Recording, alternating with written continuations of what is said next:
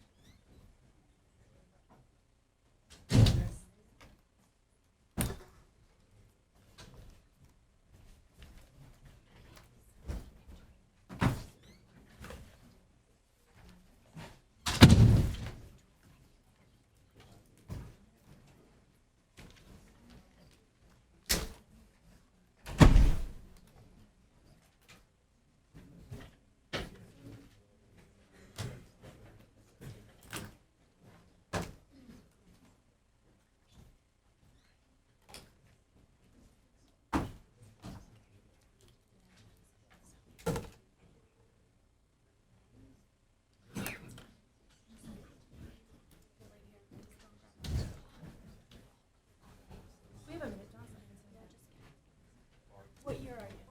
40. I mean 30. I'm 30. Oh, what's happening? I know. Do you think that's badass? 30? Yeah. You didn't get it.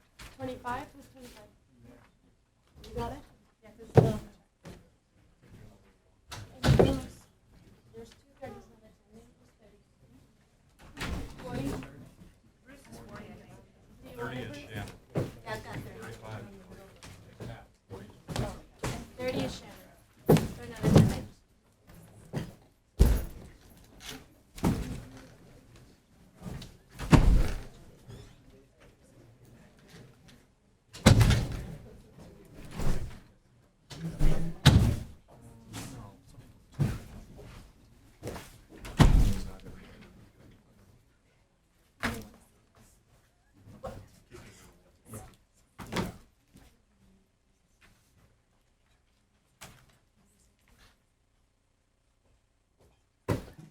All right, good evening, everyone. We're running a couple minutes behind, so my apologies. Tonight is the May the 8th, 2017 Westminster City Council. Again, American flags are in both the front and rear of the room. If you would, please join us this time in the Pledge of Allegiance. I pledge allegiance To the flag of the United States of America and to the republic for which it stands, one nation, under God, indivisible, with liberty and justice for all.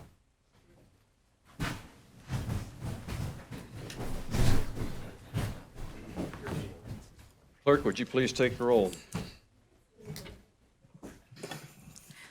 Atchison. Here. Baker. Here. Bird. Here. DeCambra. Here. Garcia. Here. Pinter. Here. Seitz. Here. Okay. First item on the agenda will be the roll call, and we have done that. The next item on the agenda is consideration of the minutes of the April 24th meeting. Ms. Seitz? Mr. Mayor, I move to pass the minutes as presented of the April 24th, 2017 meeting. Okay. Mr. Baker?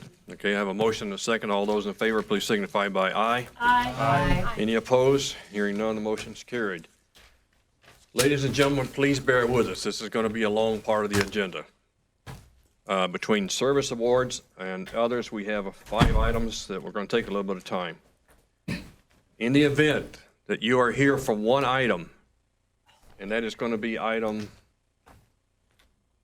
10D, first reading of Council's Bill 5015, amending the Title I of the Westminster Municipal Code by the addition of Chapter 34 regarding collective bargaining for firefighters.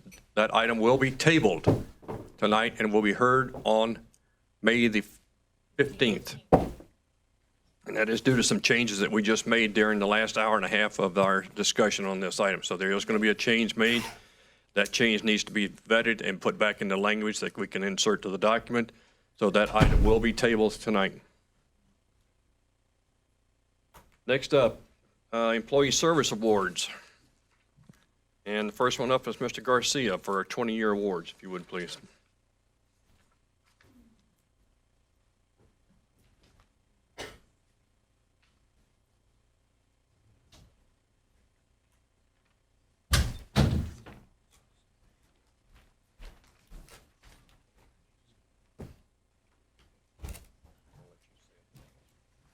You know, I've been on, is this on? Yeah. I've been on council for 3.5 years, and it's still one of the most rewarding things we get to do is to recognize our employees. And you're going to hear 20, 25, 30, 35, and 40 years tonight. It just shows you the incredible amount of commitment and dedication that our employees have to our community and to our city.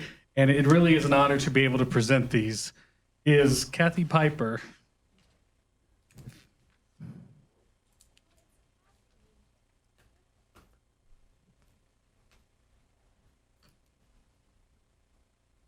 Sure, let me tell you a little bit about Kathy.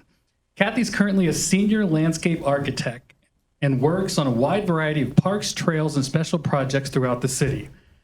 She's worked on many building projects and most of the parks during her career with the city. Well, some of those projects include the Irving Street Library, the Swim and Fitness Center renovation, City Center Park, City Hall renovation, Jessica Ridgway Memorial Park, Elm Tree and Windmill Community Gardens, and Sensory Park. Kathy is currently working on the downtown Westminster parks and streetscapes. Kathy has received over $1 million in grants and numerous awards, including Sensory Park, Starburst People's Choice Award for Excellence from the Great Outdoors Colorado Lottery, City Center Park Merit Award from the American Society of Landscape Architects, Mountain States Construction Gold Hard Hat Award for Concrete Design, the top 50 parks in the country by the Early Childhood Education Zone, and the Starburst Award from Great Outdoors Colorado Lottery. Kathy has truly left a positive imprint on our community. Now, Kathy, it sounds like you have a whole bunch of awards already, but we're going to give you one more and say thank you very much for your service to Westminster.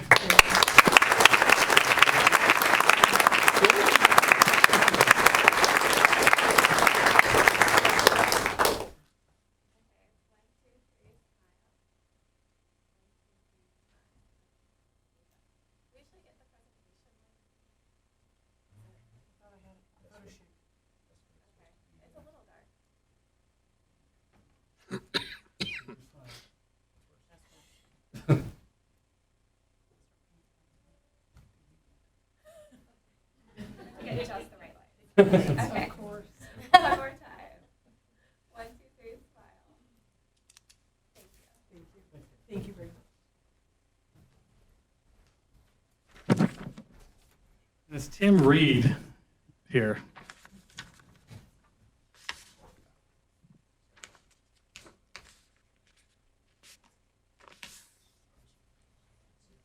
Just if I didn't mention this earlier, these are all the 20-year awards. And you're going to seem like the junior person here after everybody comes after you, but let me tell you a little bit about Tim. Tim was hired as a police officer in 1997. He has served the police department, city, and our community in many roles and has been part of many teams in the past 20 years. Tim has served in a variety of training disciplines, was a department public information officer, a detective sergeant, and became Westminster's first school resource officer sergeant in 2015. Our school and juvenile justice partners' positive response to the school resource officer program is evidence of his service with spirit. Tim is a founding member of the Westminster Public Safety Recognition Foundation and served as the vice chairman for 15 years. He is a master TASER instructor and coordinates Westminster's TASER program. And I'm sure people who have been through the Citizens Police Academy may recognize you from that. Tim is particularly skilled at problem solving and bringing people together towards a goal. Tim has been married for 23 years to his college sweetheart and has 2 daughters. He enjoys running and being outdoors, backpacking, and camping with friends and family. Tim, thank you very much for your service to Westminster.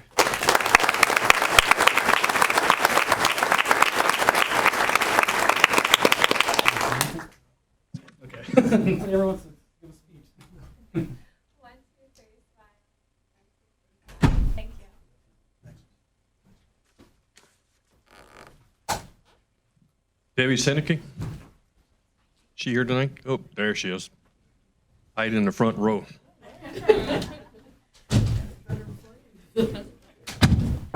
Little extra incentive for coming to this part of it tonight.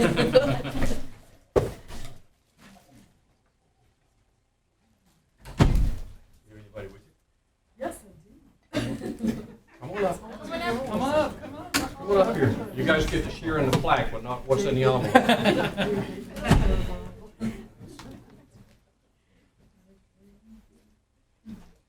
Come on, guys.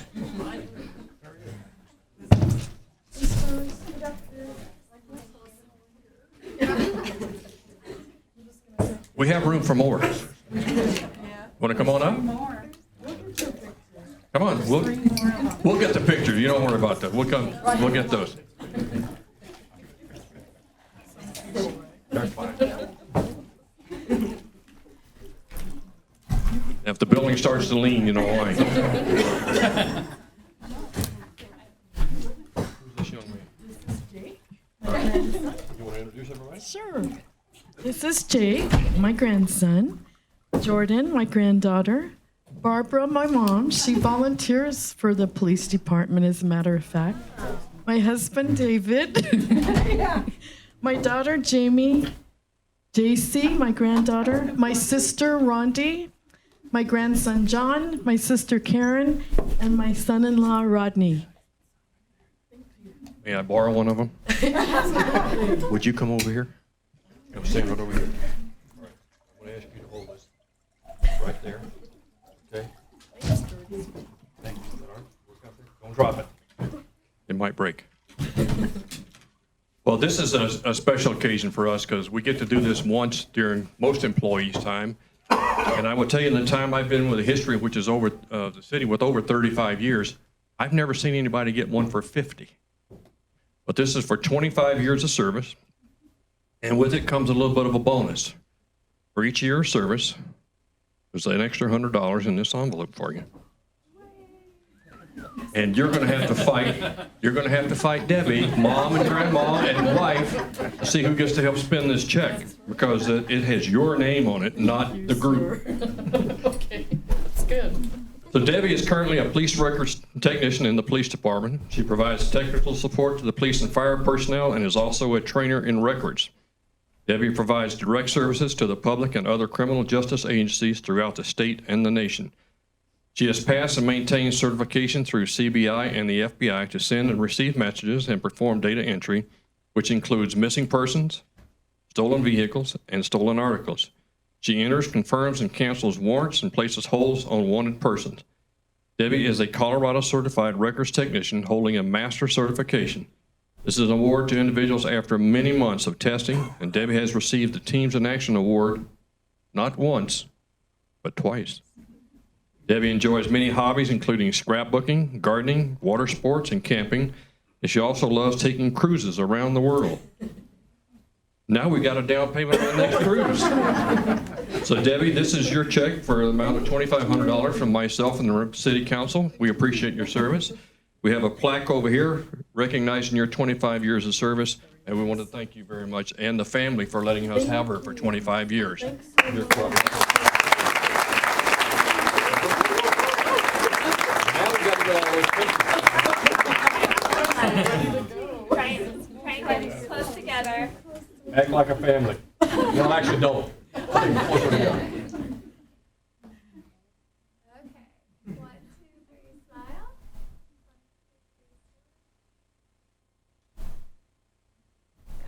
Okay, thank you. Thank you so much. Appreciate it. 30.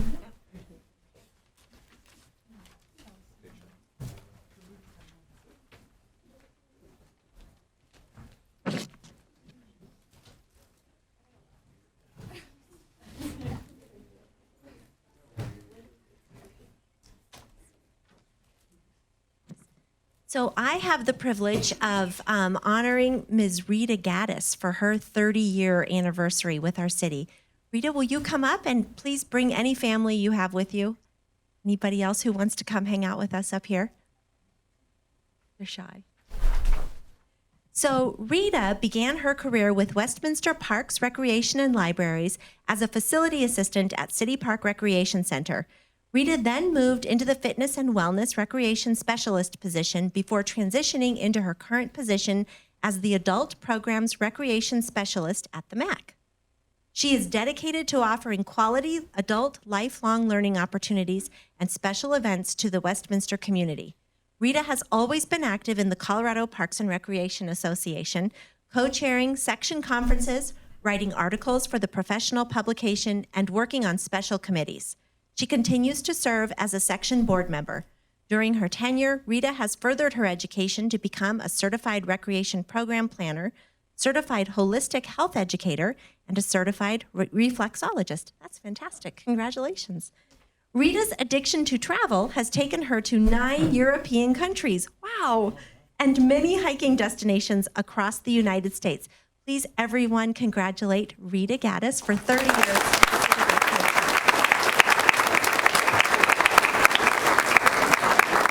This is for you and your pin. Thank you so much for your service to our city.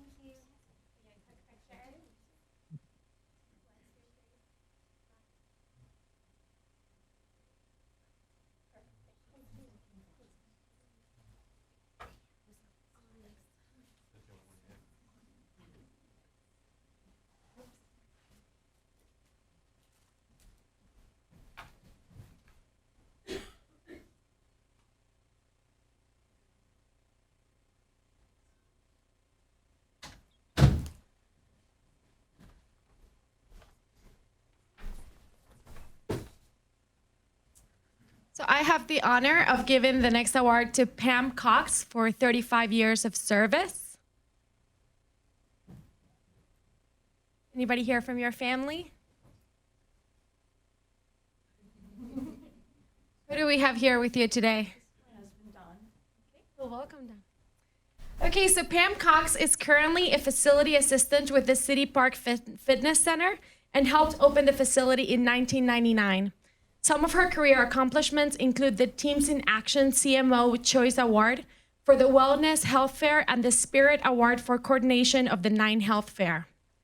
Pam started as a part-time recreation clerk at Countryside in May 1982, and she moved on to a full-time position as a water meter reader from 1986 till 1990. Lots of interesting stories from that role I hear, by the way. Maybe you'll want to tell us some of those. And then back to the Parks, Recreation, and Libraries Department. We are very sad because Pam will be retiring this June here in just a few weeks. She and her husband, Don, are looking forward to sleeping in. I'm looking forward to that as well. Exploring our national parks and enjoying their family.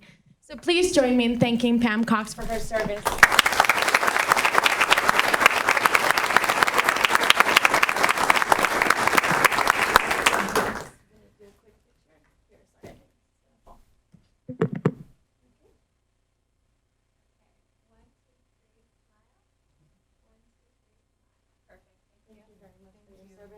And thank you for your patience. Thanks.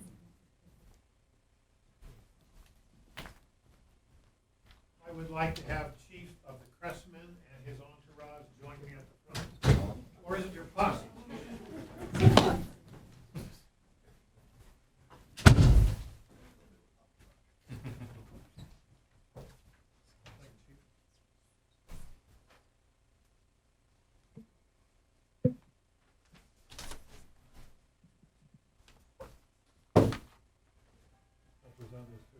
With another pen.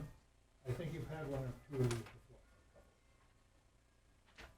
I am really quite pleased to recognize Mike really of the Cressmen, Chief Cressman.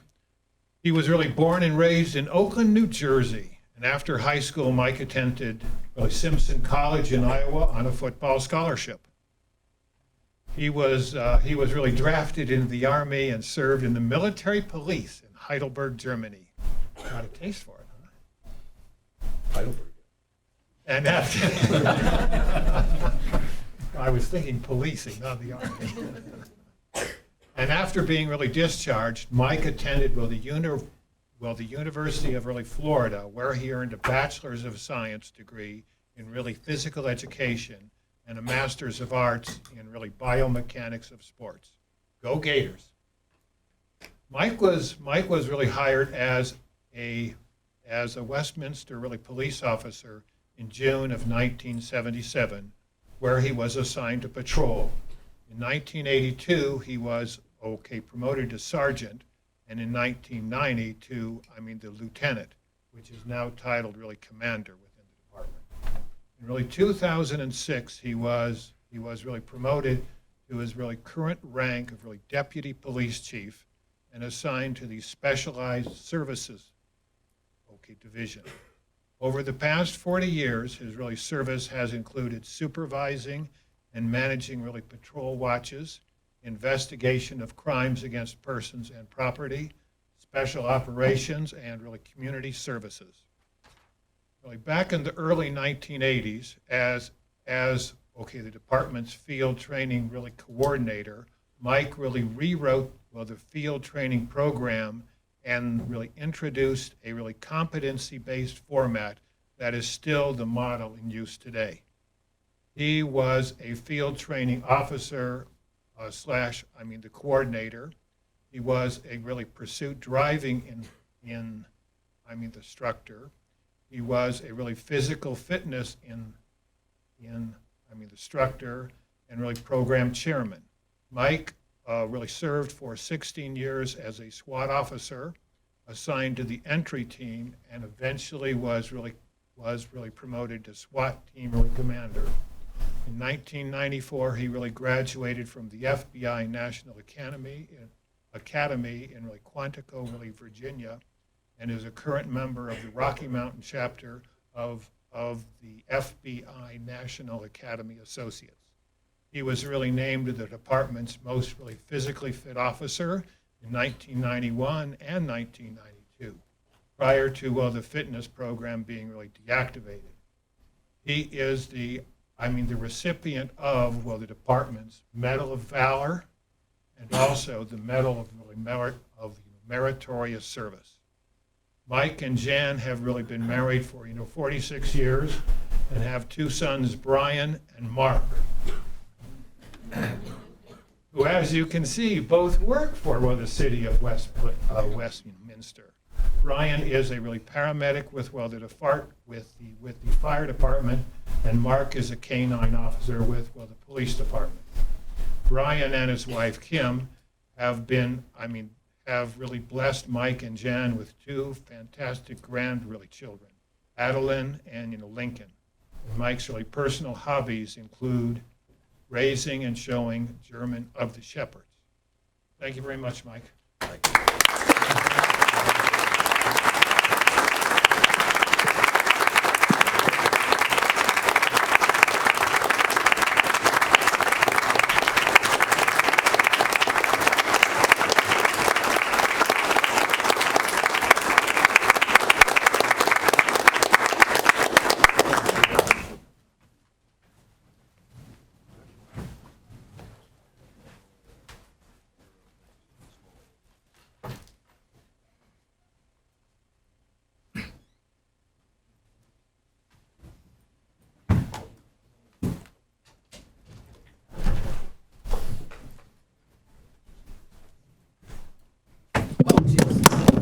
Happens every week. All right, I did the mic drop before. I'm back, and it's my honor to be able to do a Small Business Month proclamation. If we could have representatives of the Westminster Chamber and the Metro North Chamber come up and join us, as well as Stephanie Troller. I know you're here somewhere.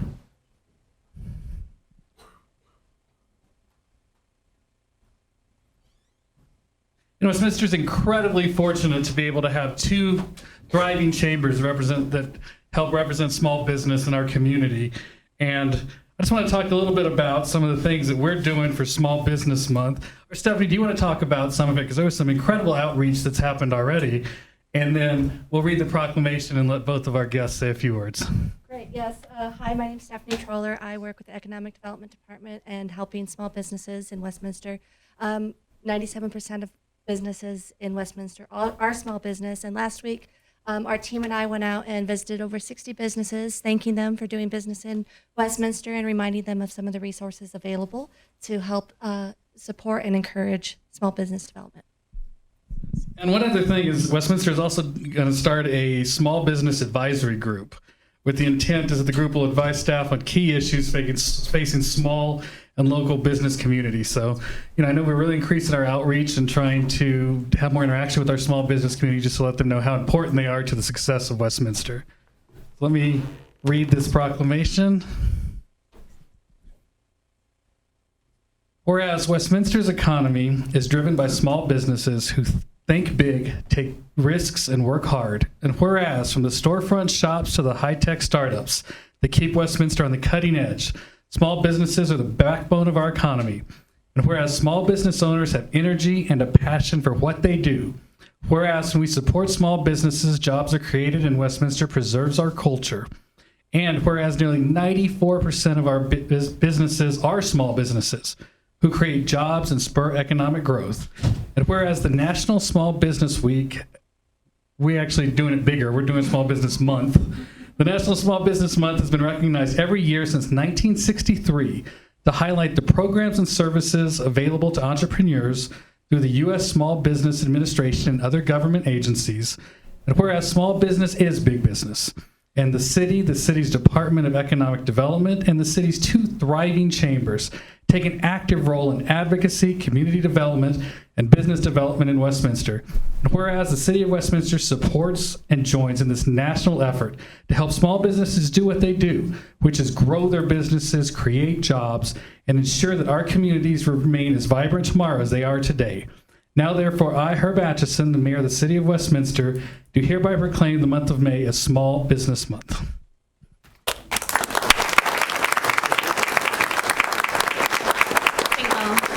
For both of us on behalf of the Westminster Chamber of Commerce and Metro North Chamber, we are very fortunate and privileged to be working to serve our small business community. Stephanie mentioned 97 small businesses in our area, and that's upward of 97% of our membership is small business. So thank you to city staff, city councilors, and also the Economic Development Office that we all kind of work together to ensure the success of our small business community. All right.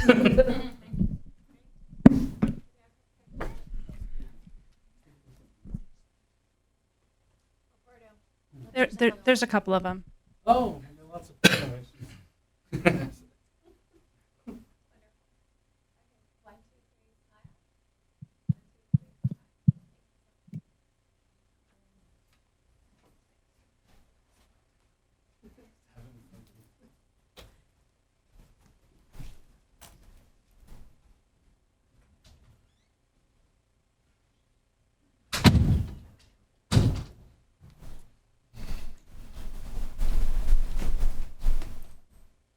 Hello, I have the privilege of presenting the proclamation on the Making May Mental Health Awareness Month. So if we have a representative from Community Reach Center or Jefferson Center for the Mental Health. Thank you.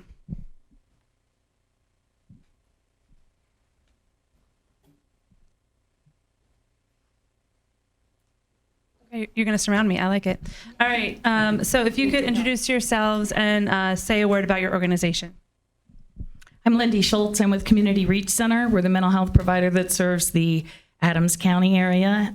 We have an outpatient office here in Westminster. I'm Phyllis Kirk. I'm a clinician with Jefferson Center for Mental Health. We cover all of Jefferson County, and we serve over 30,000 people in this community, ranging in age, we say, from birth to death. My oldest client has been 98 years old. And we have a multitude of services. I said, I could go through them all, but if you need mental health services in Jefferson County, call us. We probably have it. What's that number? 303-425-0300. Thank you both for being here. We are really privileged to be surrounded by such great support. We have one of the first, is it the only in Colorado, 24-hour mental health emergency rooms right here in Westminster with Community Reach as a partner. These services are needed so often in our community. My own child's elementary school had to send out a notice about a loss of 2 children in our elementary school due to a car accident. And because of these organizations, their phone numbers and their contact information was included in the email. So parents had support right there as they were providing the information. The school is also able to provide the resources for help should a family need it or should the children need it. So thank you guys for always being there. In proclaiming May as Mental Health Month, this will help increase community awareness in the following areas. Mental illness and substance abuse disorders are treatable, and recovery is possible when appropriate treatment services are available and accessible. Mental health is a key component in a person's overall health. People with mental health and substance abuse disorders who have access to local community-based prevention, intervention, and treatment services are much less likely to require the more expensive alternatives of a hospitalization or incarceration, and their chances of being homeless are greatly reduced. And so we have the proclamation. Whereas Mental Health Month has been observed since 1949 to raise awareness of mental health conditions and the importance of mental health, and whereas we are all affected by mental health, and 1 in 5 experience a mental health condition each year, and whereas good mental health is essential to the overall health and emotional well-being of all children, youth, adults, and families, and promotes a healthy community. And whereas increased focus on the prevention of mental health conditions and substance use disorders among children and adolescents through screening and early intervention helps improve lives. And whereas the stigma against mental health condition remains one of the greatest barriers to improving the lives of all Coloradans through better mental health. And whereas mental illness and substance use disorders are treatable and recovery is possible where appropriate treatment services are available and accessible. And whereas the citizens of City of Westminster may be affected by mental illness regardless of age, gender, race, ethnicity, religion, or economic status, and whereas the City of Westminster is dedicated to improving the health and well-being of its citizens by ending stigma and focusing on the integral role of mental health in all of our lives. Now, therefore, I, Herb Atchison, Mayor of the City of Westminster, do hereby proclaim May to be Mental Health Month and call upon all citizens, government agencies, public and private institutions, businesses, and schools to recommit our resources to increasing awareness and understanding of mental health, providing appropriate and accessible services for all citizens, and to make mental health a priority. Thank you so much.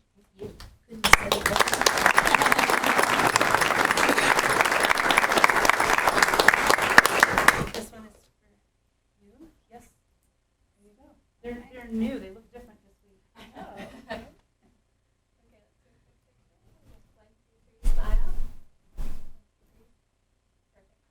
Thank you so much.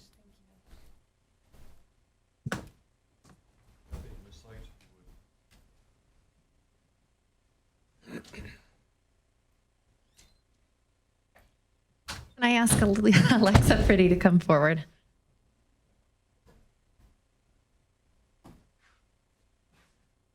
So good evening, everyone. I'm Anita Seitz, and I have the honor of getting to proclaim this as Westminster Votes Month.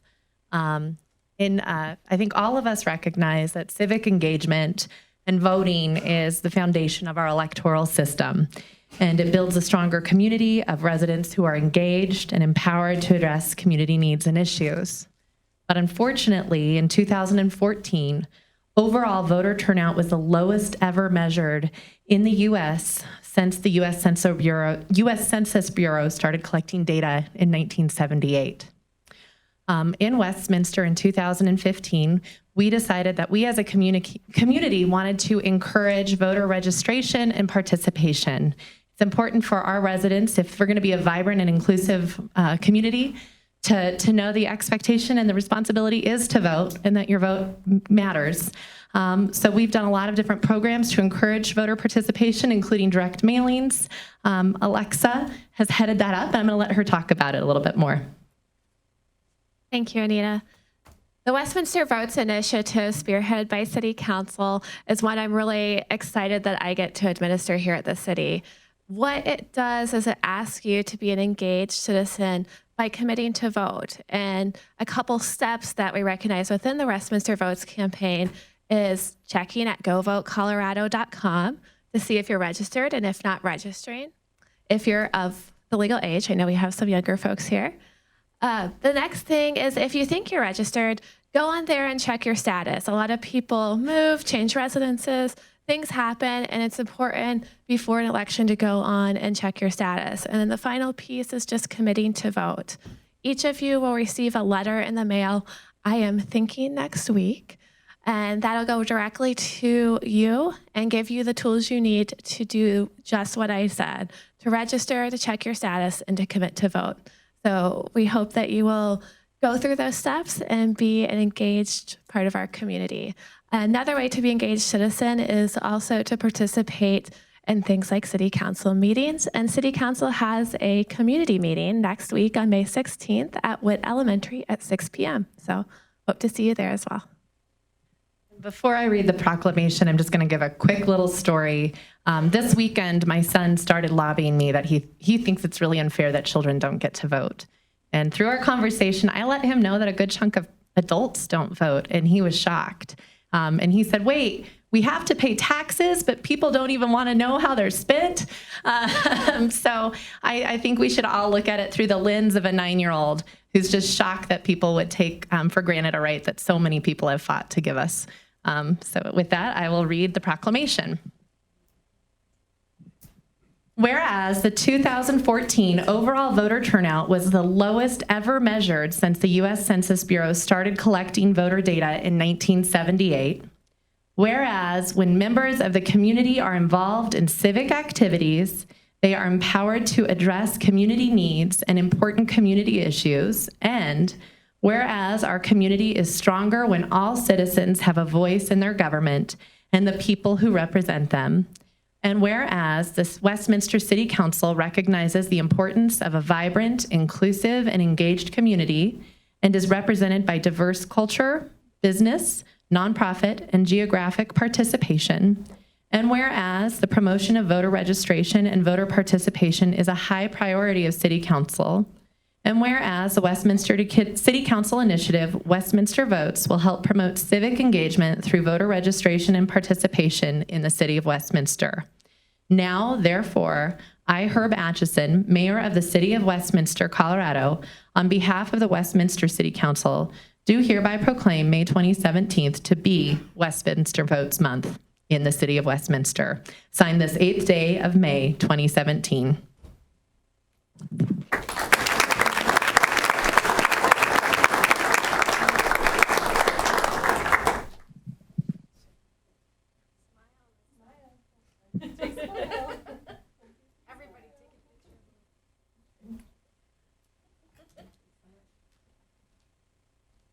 Well, I would like to have the director, Really Kirschbaum, and his team join me up at the front, please.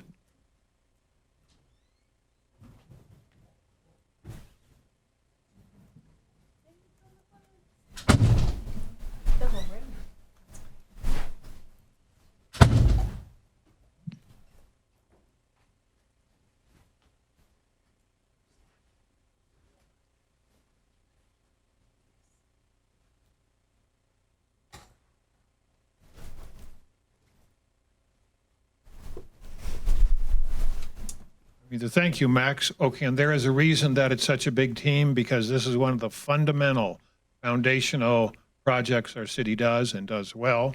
Max, I'm going to let you introduce everybody. Ooh, it's going to be a test. Think of it as an opportunity. We're represented by a wide variety of our employees this evening. I won't introduce all their titles, but I'll tell you who they are. If I added the titles, it would just double the amount of time we get to go through all this.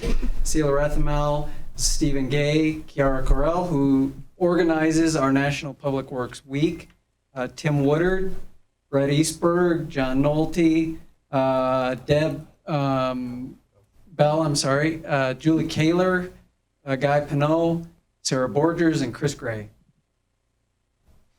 Well, and these are just some of the really tens of thousands of men and women, across America, who work on the infrastructure and services really collectively known as, public works. And really, the American Public Works Association and their state chapters dedicate the third week in May each year to inform or to remind us of the importance of really public works. And the theme of this year's Public Works Week is Public Works Connect Us. Well, the city of Westminster has 142 employees in the Public Works and, the Utilities Department, and they are all really dedicated to, they're providing exceptional work and really quality of life through our really Spirit program, which, the letters of Spirit remind us of service, pride, integrity, responsibility, innovation, and teamwork. Now I'm going to turn it over to Max, and he's going to tell us about some of the wonderful, exciting things they have going on.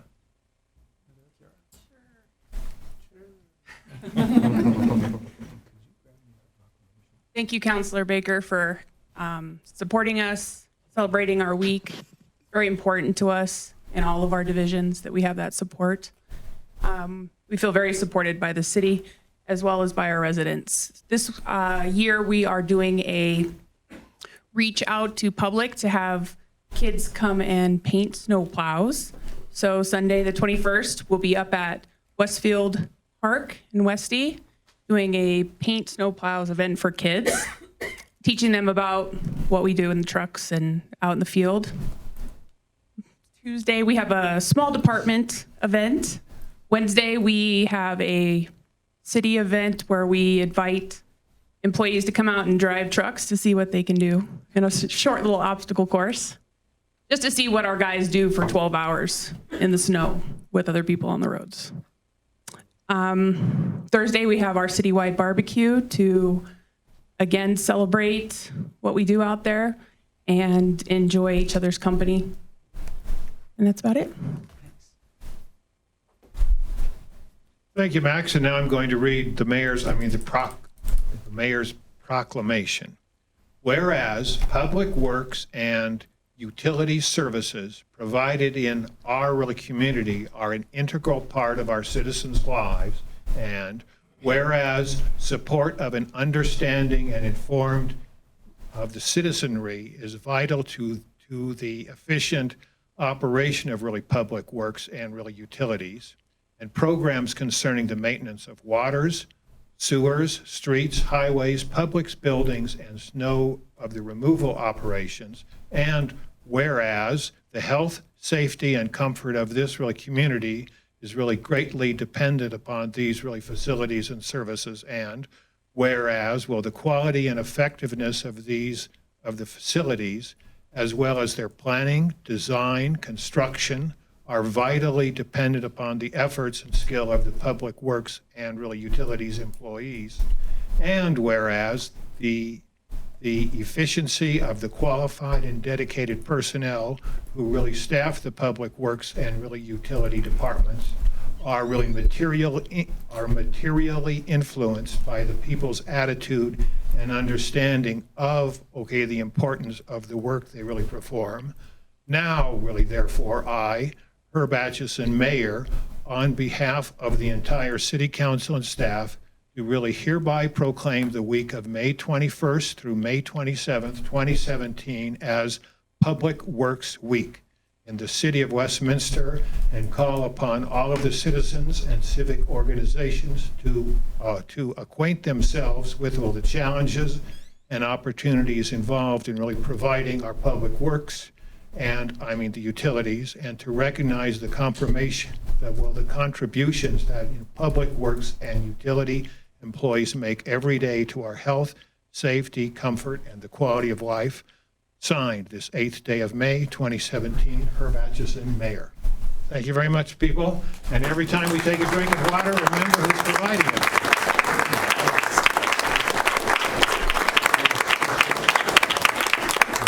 And we'll probably have to squeeze together. Together. We can have a front row. You're too tall for the front row. No, but nobody else is moving. Okay.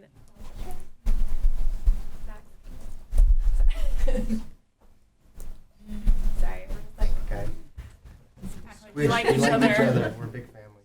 Yes, wonderful. 1, 2, 3, smile. 1, 2, 3, smile. Perfect. Thank you.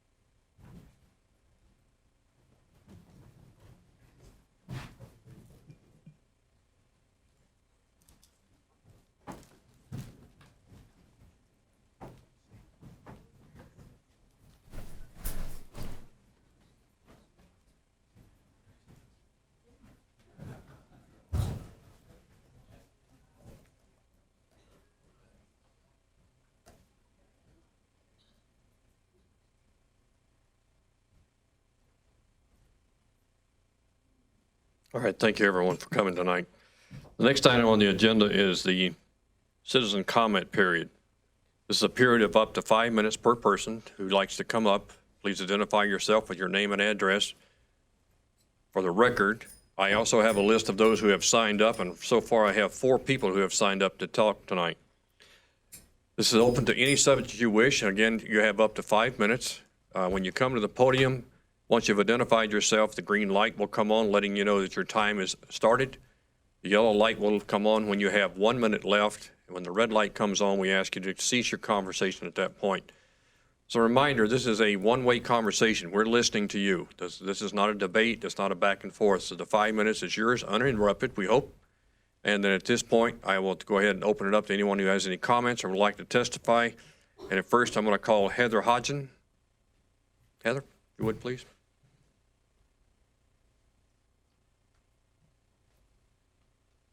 Keep the mic close to you. Thank you. Hi, I'm Heather Hodgen. My address is 3581 West 111th Drive in Westminster, 80031. I'm here to speak about Agenda Item 10D. I understand that it has been tabled, but I'm unable to attend next week. It's okay. Go ahead.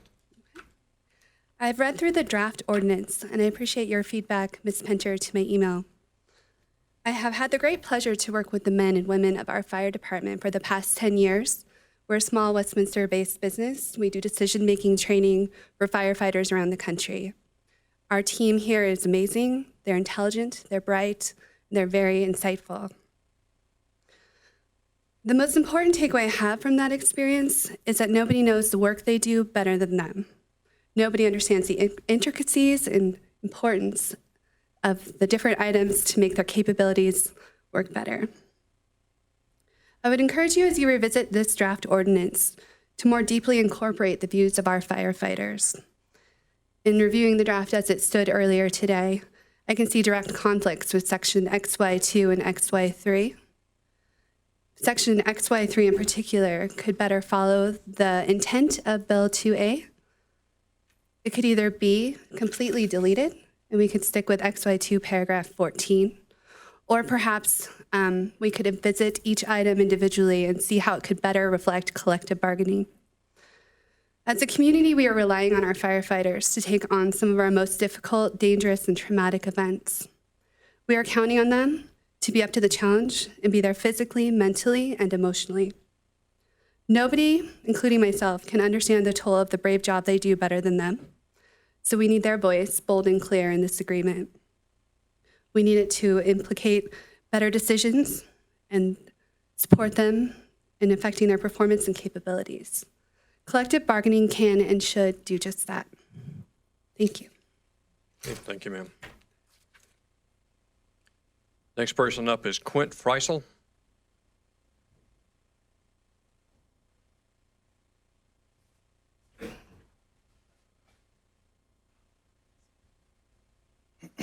Good evening, sir. Good evening. Thank you. My name is Quint Frizzell, and I am a resident of Westminster. I live at 6860 West 95th Avenue with my wife, 2 daughters, a dog, and soon to be a new baby boy in a few months. So things are exciting, and my comments this evening are based on the proposed draft of the firefighter ordinance as it was published in the original agenda. And now that it has been tabled, I don't have quite as much to say. And with the pending changes, I apologize in advance if any of my comments are already addressed in what you may or may not have changed already. I work for the city as a firefighter paramedic, and I am also the secretary treasurer of the Westminster Professional Firefighters Union, Local 2889. So I wear many hats. However, tonight I had one reason to speak, to encourage additional changes to the ordinance. The language of the ordinance is too narrow. It doesn't allow for many of the issues with regards to safety and collective bargaining to even be brought to the negotiation table. The wording in the ballot question 2A from November's election included this: the designated representative of the Westminster firefighters and the city to bargain collectively in good faith with respect to such terms that include, but might not be limited to, wages, benefits, and items related to personal safety. To bargain collectively in good faith. In good faith. What does that mean? Dictionary definitions, Wikipedia, Google, they all say honesty, sincerity, and without malice or the desire to defraud. That's pretty simple. The recommendations that were made by the representatives of the union, our legal counsel, were all done in an effort to allow a broader scope of language in the ordinance and to then have the ability to bring those issues to the bargaining table where the details would be worked out and collectively bargained in good faith. The purpose of this ordinance should be to allow the two groups, city management and the firefighters, to sit down at the negotiation table and work out the details together and to collectively bargain in good faith. Well, if we aren't even afforded the opportunity to have discussions about certain issues, then how can we even have the chance to bargain collectively in good faith? What we're asking for is not anything new or unprecedented. It has been done in multiple cities, jurisdictions, fire protection districts, and fire departments around not only the metro area, but across the state and around the country. We, the city and council, as you know now, know that we can make a better, more collaborative, sensible ordinance that is truly representative of the city and firefighters of Westminster and allows true collective bargaining that is in good faith. The future relationship of the city and the firefighters and the department is different. It's exciting, and it can also seem unnerving and frightening. There are a lot of unknowns, but we're not afraid. We're ecstatic and we're energized when we think about the possibilities that this opens up for all of us. We have faith that this can be accomplished. We have faith that we can work out details with city, council, management, all parties involved. We have faith in the process that it's supposed to be. I want to thank you for your continued hard work in developing this ordinance and for even tonight, for taking a closer look and working on it during your executive session. I can only guess at how stressful it may be. We look forward to being able to work and create an ordinance that works well for all involved, especially the citizens of Westminster. Thank you. Thank you, sir. Mr. Greg Moore.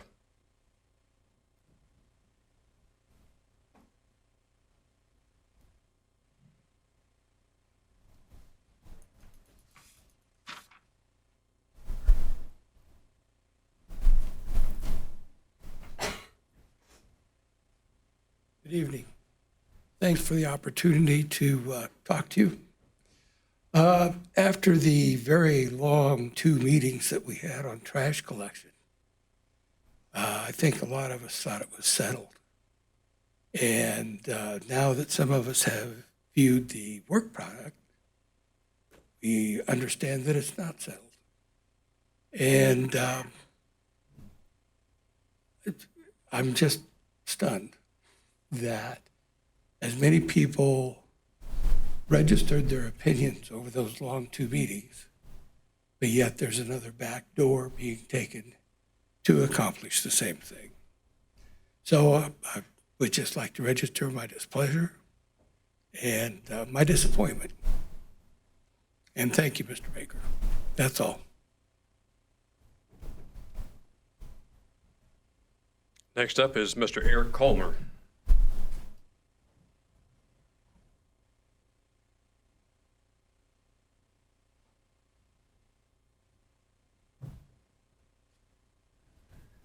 My name is Eric Colmer, and I live in Westminster, Delaware Street, and I'm refreshing a little bit of memory on the garbage collection.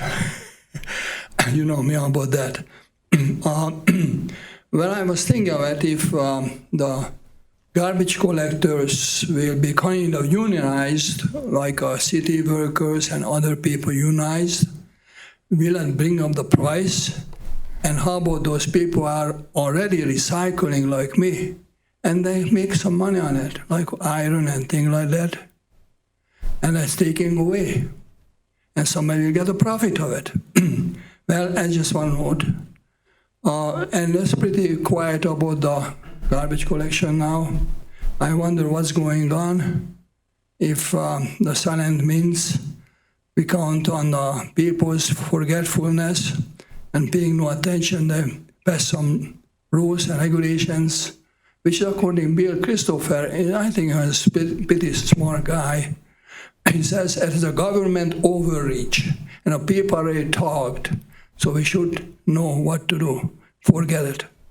And I'm really wondering if you could do this job, if the city cannot handle, as I see, the 3 limbs and 3 branches to get deposing them at the Stanley Lake back in Cairo Road, and there is deposing every second Saturday. My goodness, and basically none. If I look at Broomfield could do every Wednesday and Saturday, so it is a lot better. But don't ever try to go there because you need an ID for Broomfield. So I'm just still wondering about this issue. And it was very nice to celebrate the people of those who work for the city. But I think the big gorilla or elephant is missing from the room. All these people are getting money from taxpayers. And I wonder when we will have an award, City Council awarding best taxpayer of the year. I just wonder about this. Don't forget the invisible man, all right? And I have bad news and good news. It looks like people and the city councils in a couple of places are waking up to see that small business should be supported, not over-regulated, make it impossible to start a business. But less regulation, less red tape would help them for sure. I'm really happy that you celebrate some business people here. And the other good news was that I don't have tax on the highway tax. And somebody complains, well, we are having a bad roads. Sure we have. You know what? The gasoline tax used to go to the special fund spent only on the roads. Now the wise legislature decided, oh, no, we go to the general fund, gone. Oh, now we have no money, please give me more. We give them more and they spend other things and gone again and again, the same thing. So I really happy that it was voted, I kicked out from the committee. Just I know the city has to take probably care of some roads too. What other item talking about Bill Christopher, he sees a little bit further than up to his nose. He talks about the minimum wage, and he says, no, here's a consequence. In my country, they say, when you decide something, look at the future, what will come out of it. And he says, restaurant raising the fee for food. So who pays for the minimum wage raising? Taxpayers coming out from that. Some people told in the transit system, it was a representative, my representative, she says in a town hall meeting, oh, we have a lot of money. We will have millions of dollars from the corporations from their capital. I was thinking, what is a capital? Oh, the dirty profit. Mr. Coleman. And when is that coming 5 from? minutes, sir. Taxpayers. Thank you. Is there anyone else who did not sign up that wishes to speak? Yes, sir. Come, please.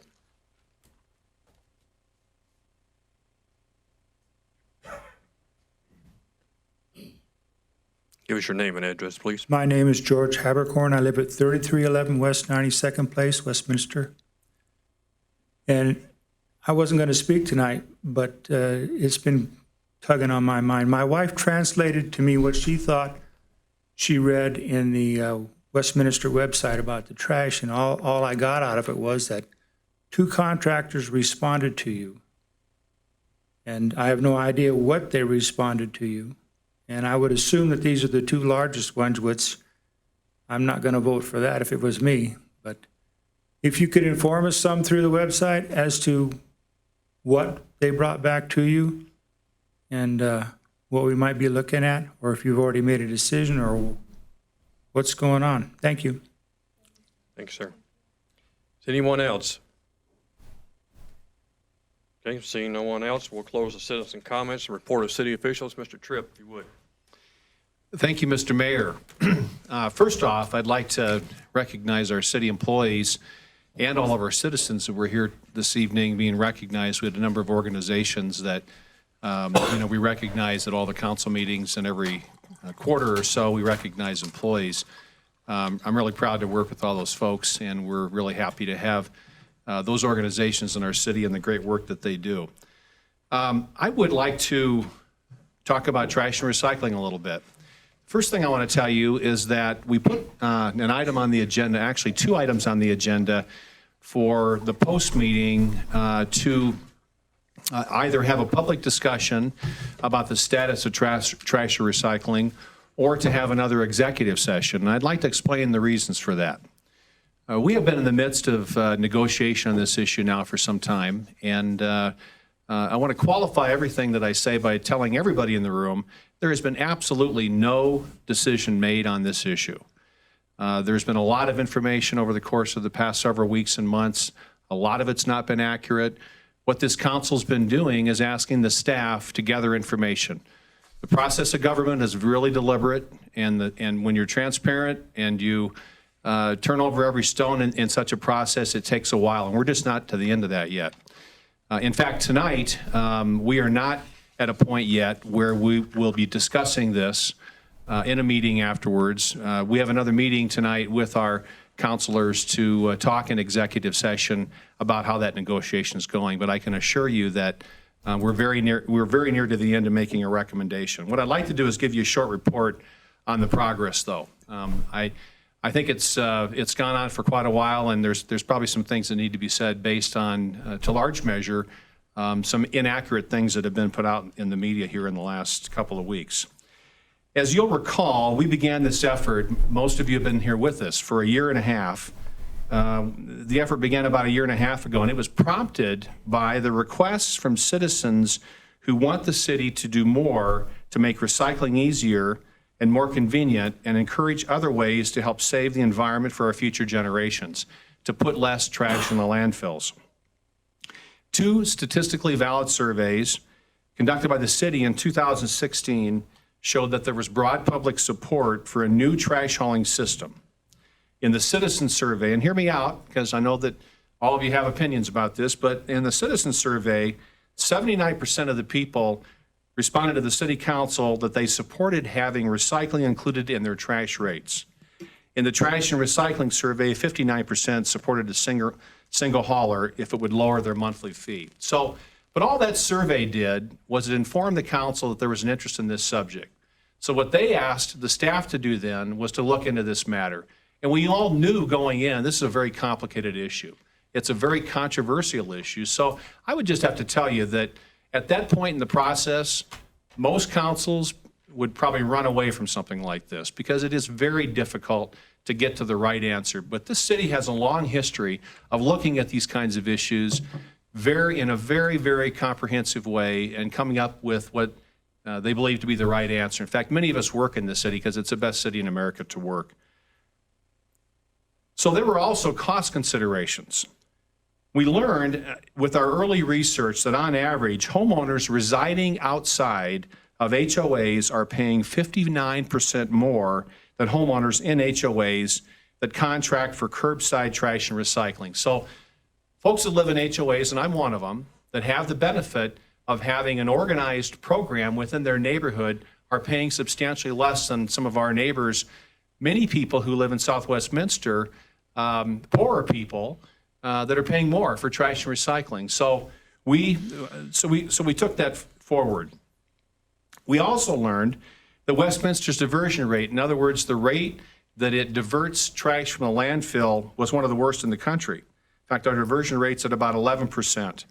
In other words, 89% of our trash in Westminster goes to the landfill. The Colorado average is 26%, and the national average is 34.4%. Now, I know this sounds like I'm making a case. I'm giving you the background of this issue. I'm going to tell you at the end of the day, there's a lot of considerations, not just these things, but what our community thinks. And this point in history, whether this is something that we can do. Our work over the past 18 months has focused on improving recycling and doing so in a manner that would create more competitive pricing for our residents. We've been working really hard looking at best practice programs all over the country to see, is there a way to meet everybody's needs in this issue? 2 weeks ago, after these months of deliberation and research, the City Council instructed our negotiators to see if improved pricing per household could be achieved while preserving the ability of individuals and HOAs to opt out without a fee. That was in direct reaction to the hours of testimony received by residents that they didn't want to be told they had to recycle through the city's program. There were a number of options identified that can help bring down the price. Those options have been communicated to the vendor of response. That negotiation's been ongoing. Along with those other options, the city's negotiators asked the vendor whether having a changed ordinance would help lower the price of service per household.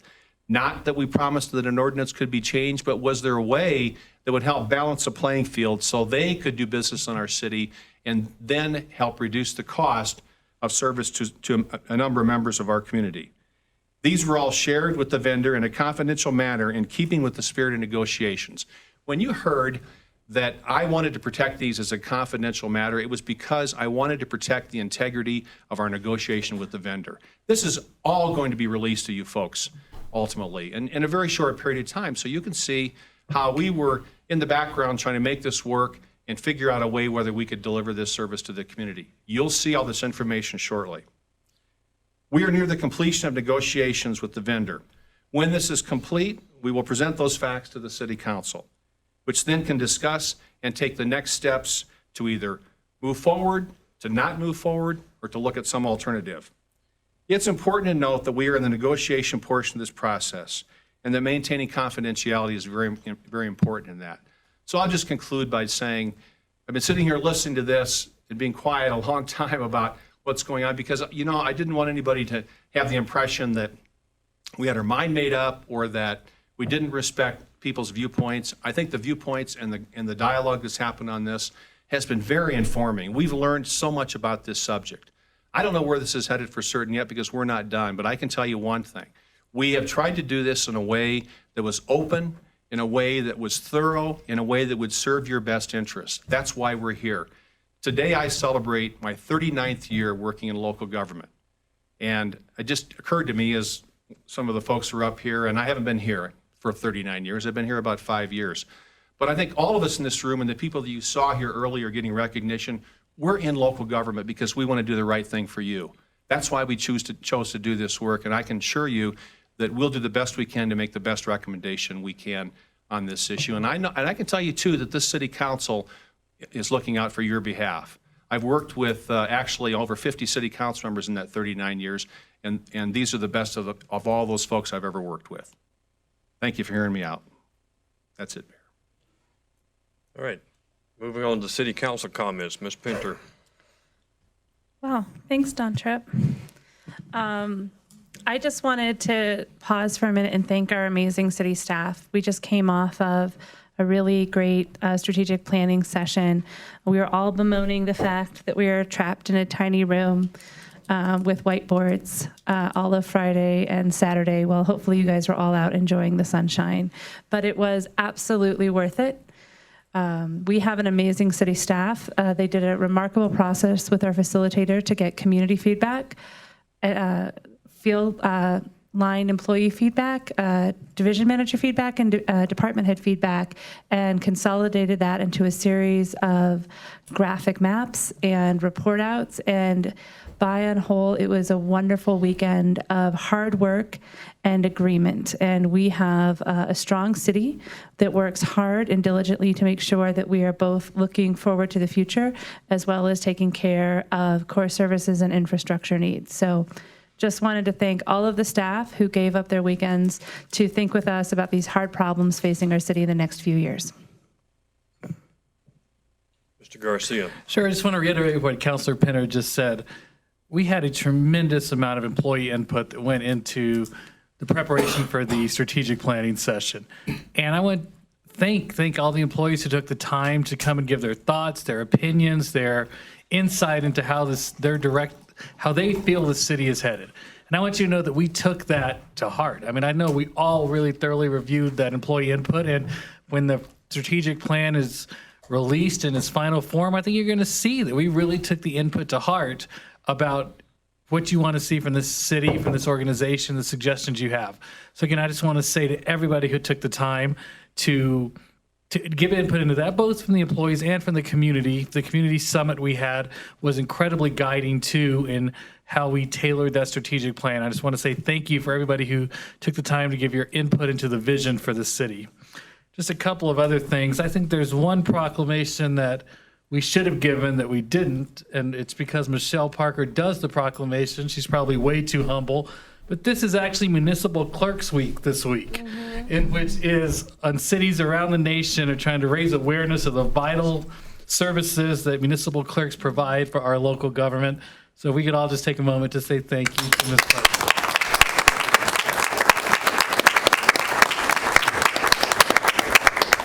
And then finally, this Saturday is one of the best events that the city has, which is Community Pride Day. We have residents, over 1,000 residents are going to go out. They're going to pick up trash. They're going to go beautify our areas. And it's really people taking an investment in their neighborhoods. And afterwards, there's a great celebration here at City Hall with lots of fun things to do. It's actually not at City Hall this year. City Park this year. And, you know, there's a lot of fun activities, but this really shows how invested our residents are in Westminster. One of the comments going into our strategic planning session was, this is a community, not just a city. And I think that that is exactly right, and that's what Community Pride Day shows. So anybody who has not signed up yet to go and help pick up trash on Saturday, I know a number of us counselors are going out there and doing it, so feel free to contact us, and I'm sure we'd be happy to add you to our teams. Mr. Canberra. Thank you, Mr. Mayor, and I want to welcome everybody here today. It's great to see so many new faces and not so new faces in the room. I want to take a moment to thank our firefighters. Just last week, I don't know if you saw in the news, around Greenridge Place Memory Assisted Living, there was swastika sign was carved on the sidewalk. And our firefighters were driving, they saw it, and they actually pulled over, and they did their best to actually get it cleared out. And I know we had 3 residents in that assisted living facility that are Jewish, and they were extremely grateful. And I just want to thank our firefighters for always going above and beyond for always finding this. This really wasn't a case where they literally were driving and they saw it and they decided to pull over.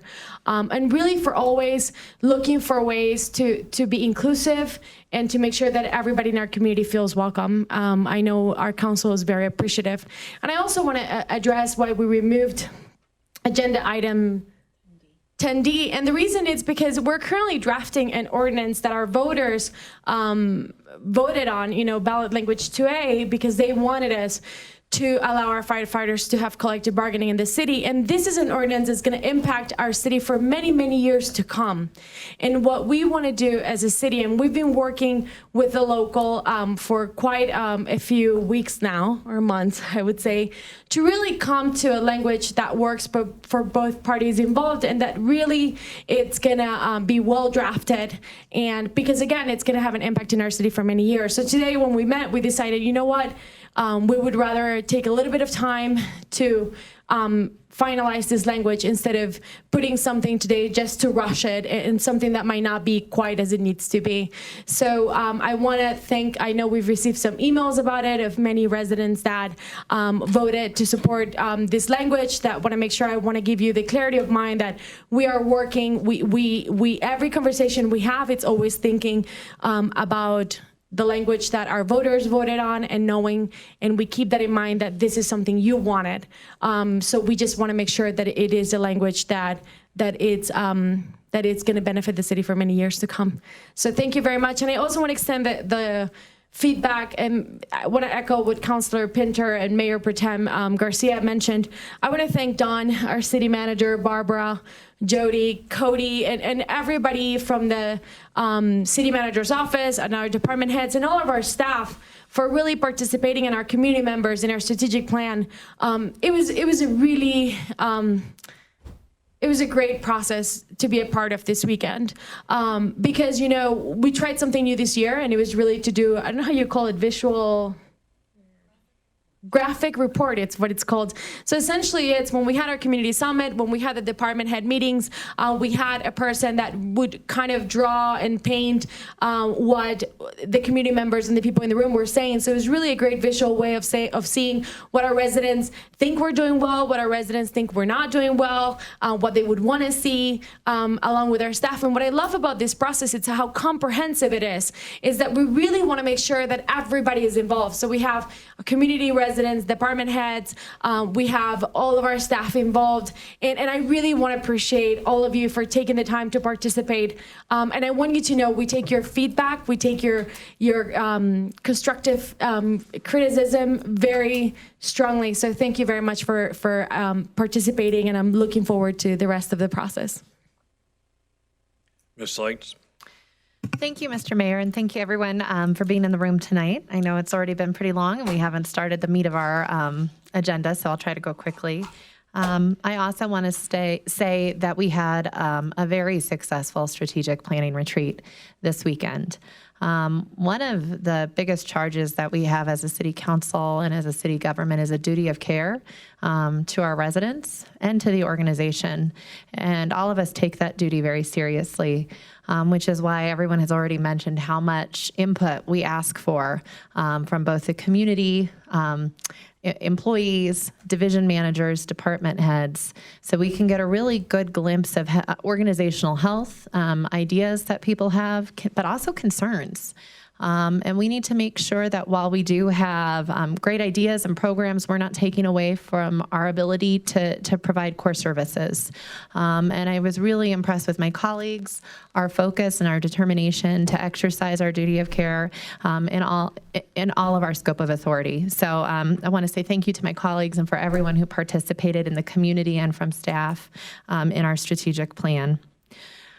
Community Pride Day is also one of my favorite days. Seeing thousands of our residents come together and sacrifice a Saturday to make this a more enjoyable place to live and with a higher quality of life is really something to behold. So please join us after you clean up, 11 to 1 at City Park to enjoy the barbecue. And then finally, I just would ask you to be patient with us. That duty of care that I talked about earlier extends to all of our conversations, whether it's from taking a little bit more time to make sure that we get the right ordinance language in our collective bargaining agreement, or whether it's making sure that we're showing that duty of care in trash and recycling. We don't do things quickly. We don't do them sneakily. We do them slowly and deliberately, painfully slowly sometimes, but it's because we want to have a best outcome, an enduring outcome, and we will always have that as transparent and allow the public to have their input before a final vote is made. Normally I'm up here inviting you to come to events in Westminster, but I'm going to deviate from that typical course. And I apologize. This may take just a moment to go through. Last summer, someone in my circle of friends faced a tragedy that no parent wants to face. His 18-year-old daughter was murdered, and it was a horrible tragedy. I'd like to tell you he and his ex-wife are trying to turn something positive out of that tragedy, and I'd like to invite all of you to participate. Ashley Doolittle was murdered June 9th, 2016, allegedly by her ex-boyfriend for breaking up with him. She had just graduated from Berthoud High School and had been accepted at Colorado State University, where she was planning to study agriculture. She was the lady in waiting for the Boulder County Rodeo, and she was posthumously made rodeo queen in July of 2017. Her parents are starting a foundation that is going to build awareness and prevention of teenage dating violence. There will be programs that go into schools and discuss with youth the signs and ways to prevent violence from beginning and to report it, to provide support to victims of teenage dating violence through group talk sessions and equine therapy, because Ashley was a country girl. They also are going to honor Ashley's love of Western heritage by supporting organizations like 4-H and the Ashley's Princess Program, which she actually had before she passed on, kind of helping youth through our Western history. If any of you are moved to join or to donate to this foundation, it's called the Boots, Buckle, and Bling Gala. It's going to be May 26, 2017, from 6 to 11 at the Ellis Ranch in Loveland, Colorado. They'll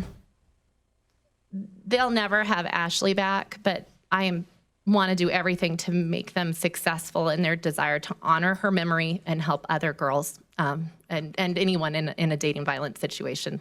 So I hope some of you will join me. Ms. Byrd. Thank you, Mr. Mayor. So I wanted to take a moment to thank our city and especially call out our budget and policy manager, Chris Lindsay, for putting together a tremendous opportunity for about 150 third graders who came and visited City Hall last Tuesday. So you just have no idea what 150 smiling, super excited little kids look like. Anyway, they were so well managed, divided into 3 groups. We had members of our Public Works and Utilities Department showing them how snow plows work and answering all kinds of questions about how much does that thing weigh, what did that thing cost, and who drives it, and how do you figure that out? And we had members of the police department, the fire department explaining their jobs, people from parks, recreation, and libraries showing children all of the different services that are provided by that incredible department. And I don't want to forget anybody here. City manager's office was involved, and our mayor also took time out of his day to come and speak to kids about the role of council and the role of local government. So while from the kids' perspective, this was just a really fun field trip. But the other piece that came out of this is now these kids see that their government belongs to them. They got an opportunity to learn about what the city does and all of the great jobs and positions that you can do or be involved in when you get out of school if you want to work and serve the public. I don't think enough attention is paid to the work that we do for each other. for the people and by the people. So this was a great opportunity for them. And also a great reminder, I think, for anybody who was seeing the work of this, that, we all have a shared stake and a shared responsibility in the success of those who are still coming along, to educate them about the role of government and what we do for each other. So, and the role of an engaged citizenry, people who pay attention, people who care about what happens not only to them, but to their neighbor, and what our communities look like, and how we all have a role in making a strong community. So thank you, employees of the City of Westminster, for making that happen. We now have 150 more kiddos who get the role of government and are super excited about it. And I'm excited about it as well. So thanks again. Mr. Cameron. Thank you, Mr. Mayor. I just realized that I forgot the names of the actual firefighters that removed the swastika of the sidewalk, and that's Mark Schmidt and Phil Temenges. I hope I said that correctly, Chief. He really tried to help me pronounce it. So, but thank you again for everything that you do. One last quick reminder, this Saturday from 7 a.m. to noon, that opportunity to clean out that storage box of files, papers, things that you don't want to throw in the trash, nor to the recycle bin. The Shred-a-thon is here at City Hall from 7 to noon this Saturday. So if you have some stuff you want to bring by, check the website, because there is a limit on how much they will take. All right, moving on. Next item on the agenda is the consent agenda. This is a group of routine matters to be acted on with a single motion and vote. I will ask at this point if there any council member who wishes to have an item other than item 8A. Is that correct, Mr. Baker? 8A removed from the consent agenda. Seeing none, Mr. Baker, if you would, please. All right, thank you, Mr. Mayor. I move that the City Council adopt the consent agenda items 8B through 8H. Have a motion. Do I have a second? Second. Okay, I have a motion and a second. Do it here in a second. Trying to get it there. All right, all those in favor of the motion for the items on the consent agenda of items 8B through H as a single motion, please vote with your lights. Okay, motion carries on a vote of 7-0. Mr. Baker or someone else who would like to carry a motion for item 8A. Ms. Seitz? Mr. Mayor, I move to authorize the city manager to execute an amendment to the existing contract with NV5 Inc. for an amount not to exceed $150,000 for project management services through December 31st, 2017, renewable for one additional 12-month period, subject to annual appropriations. Additionally, change the limits of an individual task order from $50,000 to $75,000. Is there a second for the motion? Second. Okay, Ms. Byrd? Correct? Yes. Okay. Is there any discussion by council? Mr. Baker, you asked to have this on. You have anything you want to discuss on this one? Okay. We have a motion and a second for moving this forward. All those in favor of the motion, please vote with your light. All those opposed, also in sign. Okay. Motion carries on a 6-1 vote. Next item on the agenda is item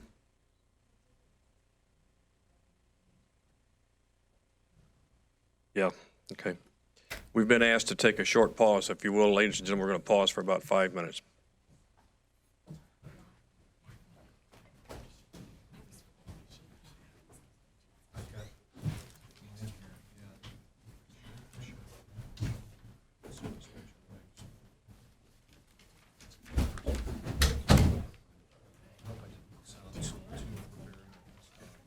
I have a question for the city manager.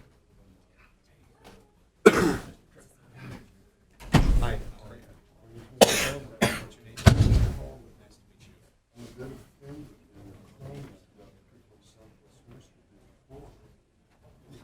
What is South Westminster? Well, the southern end of our city has 4 people. What do you consider the city?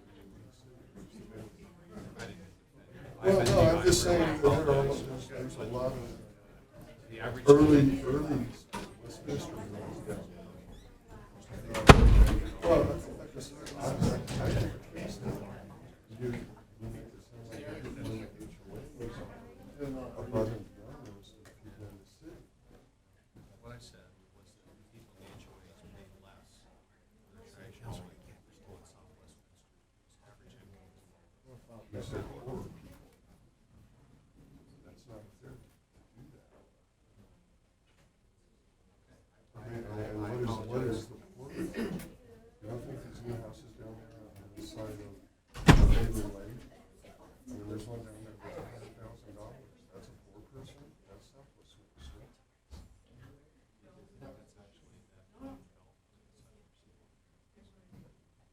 So your point's well taken. I'll be more cautious about use of but. Well, like I said, I said I'm listening to it on the computer and I totally lit up. You know, I'm not saying I lived out far south, but what is Southwest Minnesota and where are those people from? You know, my Jim lives down in Southwest Minnesota. Is he poor?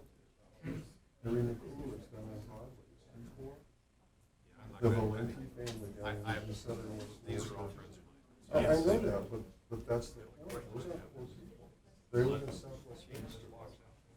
Do they not? Don't judge them.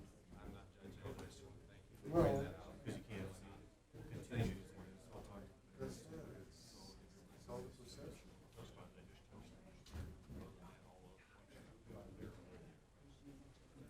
Yeah, for sure. Voting, I would still use No, I'm not. in the next meeting. This is both of them.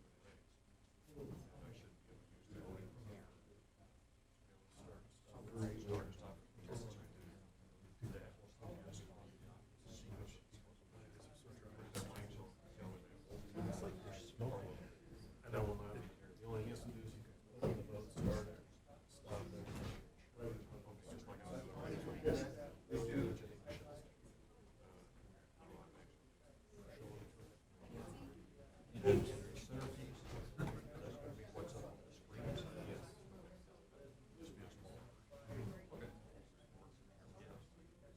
And they're gonna take care of it still, too. Still take care of the timer.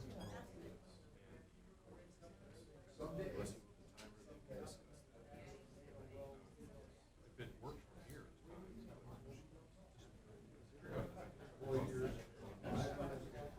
fine. Right.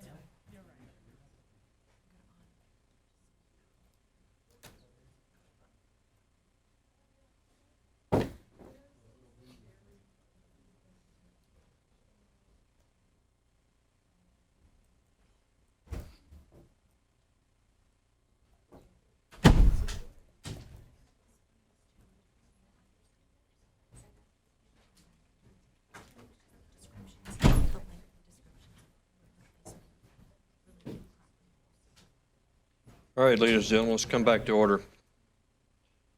The next item on the agenda will be item 10A. This is the public hearing, first reading of Council's Bill Number 12, amending the comprehensive plan and preliminary development plan for 10.1 acres located at 9050 Wadsworth Parkway. Gentlemen. Good evening, Mayor, City Councilors. I'm Andrew Spurgeon with Community Development, and I'll be presenting the request to amend the comprehensive plan and preliminary development plan. The requested change to the land use in the preliminary development plan encompass 10.1 acres located at 9050 Wadsworth Parkway.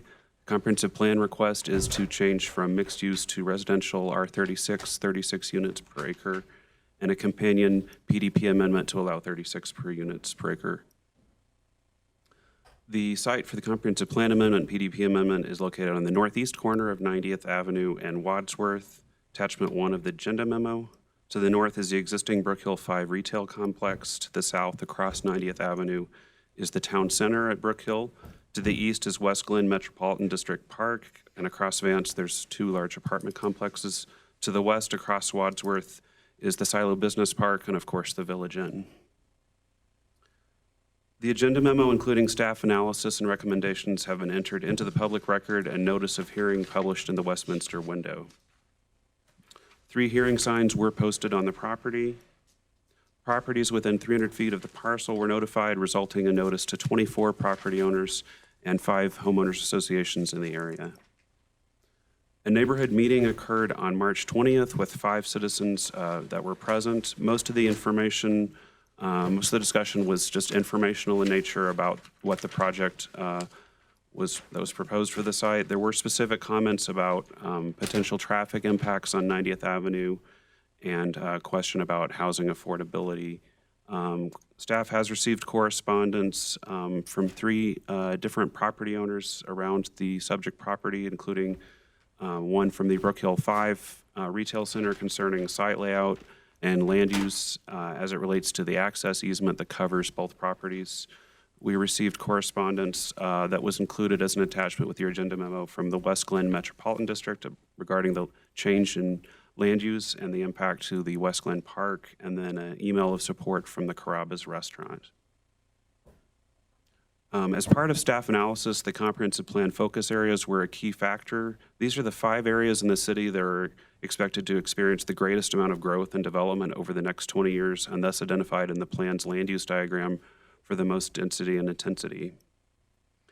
Brook Hill area is one of the 5 focus areas. Staff support for proposed projects in Brook Hill will be premised on policies established in the comprehensive plan that are outlined on this slide, including a mix of land uses, higher density, and as you can see from the diagram, the creation of a public street network within the site.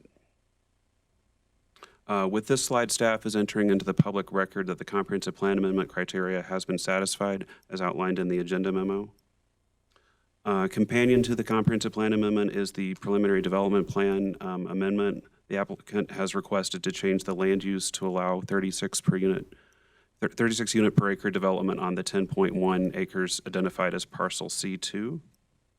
And with this slide, staff is entering into the public record that the PDP amendment criteria is satisfied as outlined in the agenda memo. Staff recommendation is that the City Council hold a public hearing, recommend approval of the comprehensive plan amendment from mixed use to residential R36 based on a finding that Westminster Municipal Code has been met, and recommend approval of the preliminary development plan amendment based on a finding that the Westminster Municipal Code has been met. The requested comprehensive plan amendment and PDP amendment does meet the goals of the City of Westminster strategic plan. We are aware that the applicant is present and would like to present a few slides as well. Council, before we take any testimony, is there any questions of staff at this point on this proposal? Mr. Baker? Yes, I asked in a memo if this was part of the Brook Hill deal that we took steps in to redo, I think it was last year.